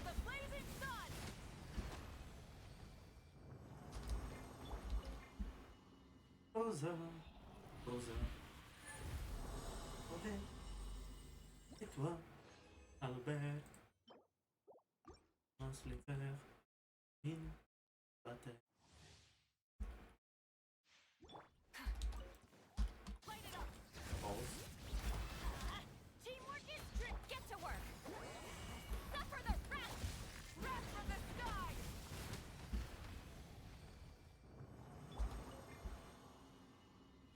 That's your hero seed lolly. I'm at around 180. 186, I believe. Wow. Is that worth locking? Maybe. Who knows? I'll lock it just in case. Burn it. Everybody stand. Keep lolling. Keep papa. Pyroclastic I think I'm gonna miss the one in the back. No, it didn't. Alright. What's Chaska's number 1 team right now? Good question. Probably Bena Moikasi Lali. The problem is, I'm not sure if using Chaska's stuff actually makes the team better or worse. Light it up. Bring it. Let's light it up. I'm going. Suffer the wrath. Wrath from the sky.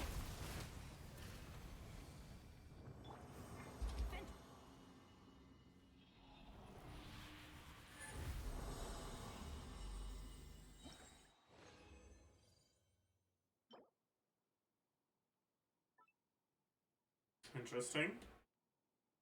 Eon-san piece, chat? Eon-san piece? Hog? Surely Eon-san's going to be a carry. Oh yeah, apparently there's been a leak that Eon-san is a 4-star. Do you guys think that's true?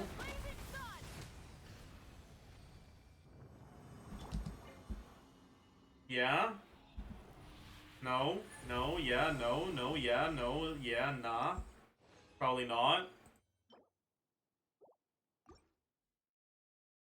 They said she's a 5-star again? I see. I'm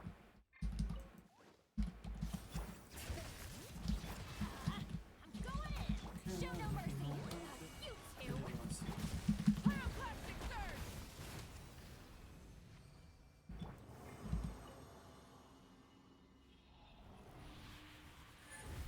What is that, Cryptic Nick? Alright, are we gonna get a good piece today? All I need is a good fucking flower and feather, man. And then my Moika set is actually done. Like, fuck, dude. I love the artifact with the Electro Goblet. I'm done.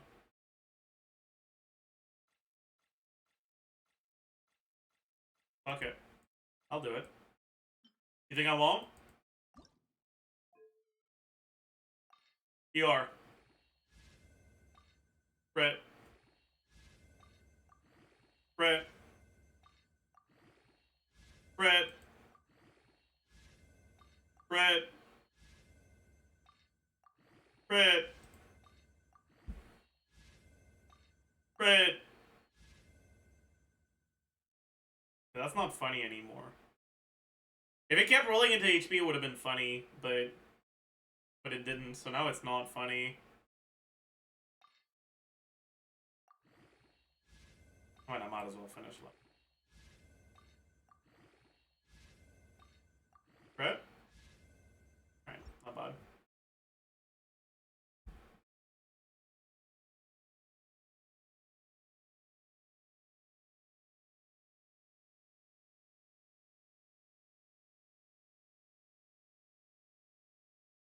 Usable? Yeah, that's alright. On an HP scaler, it's pretty good. Maybe Yonson's gonna be an HP scaler, who knows? Here's a link to the demo of it. Ah, what the fuck? Game-changing tech.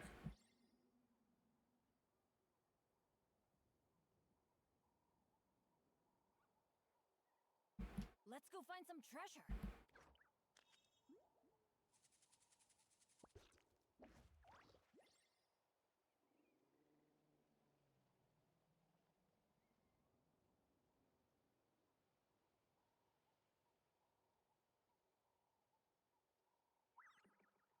Penny's adventure team, assemble!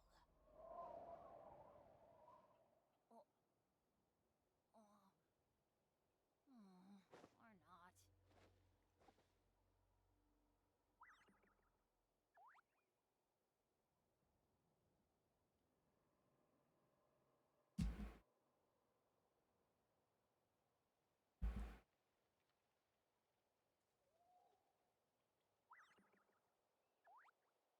Oh, ow!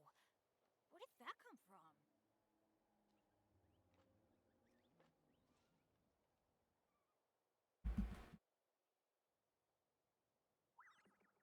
That's cool, I guess.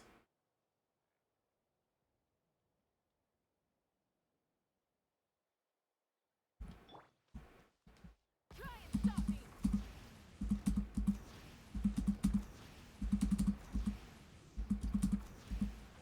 Oops.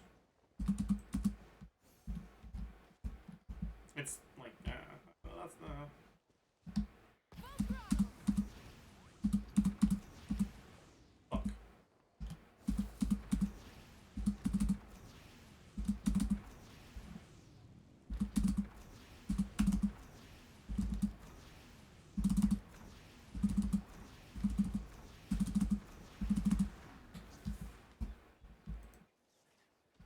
Looks goofy though. The engine! Yeah, it does.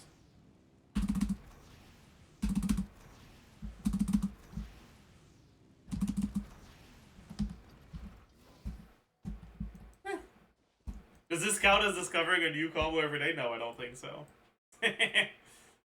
I don't think so, buddy. Bucko. Boyo.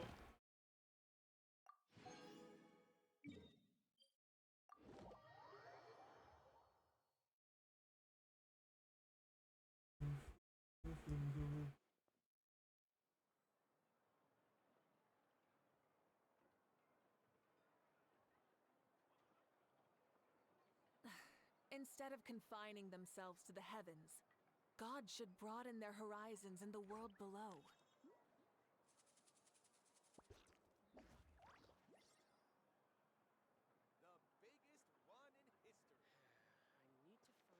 Try and stop me! Beetle event? Do I have to do that today? Or can I do it another day? I can do it tomorrow. Klugi. I will surely do it tomorrow. Add Astro. Thank you for coming. Klugi. Add Astro. There's 10 minutes of gameplay in total? I see. I got a stall on that then.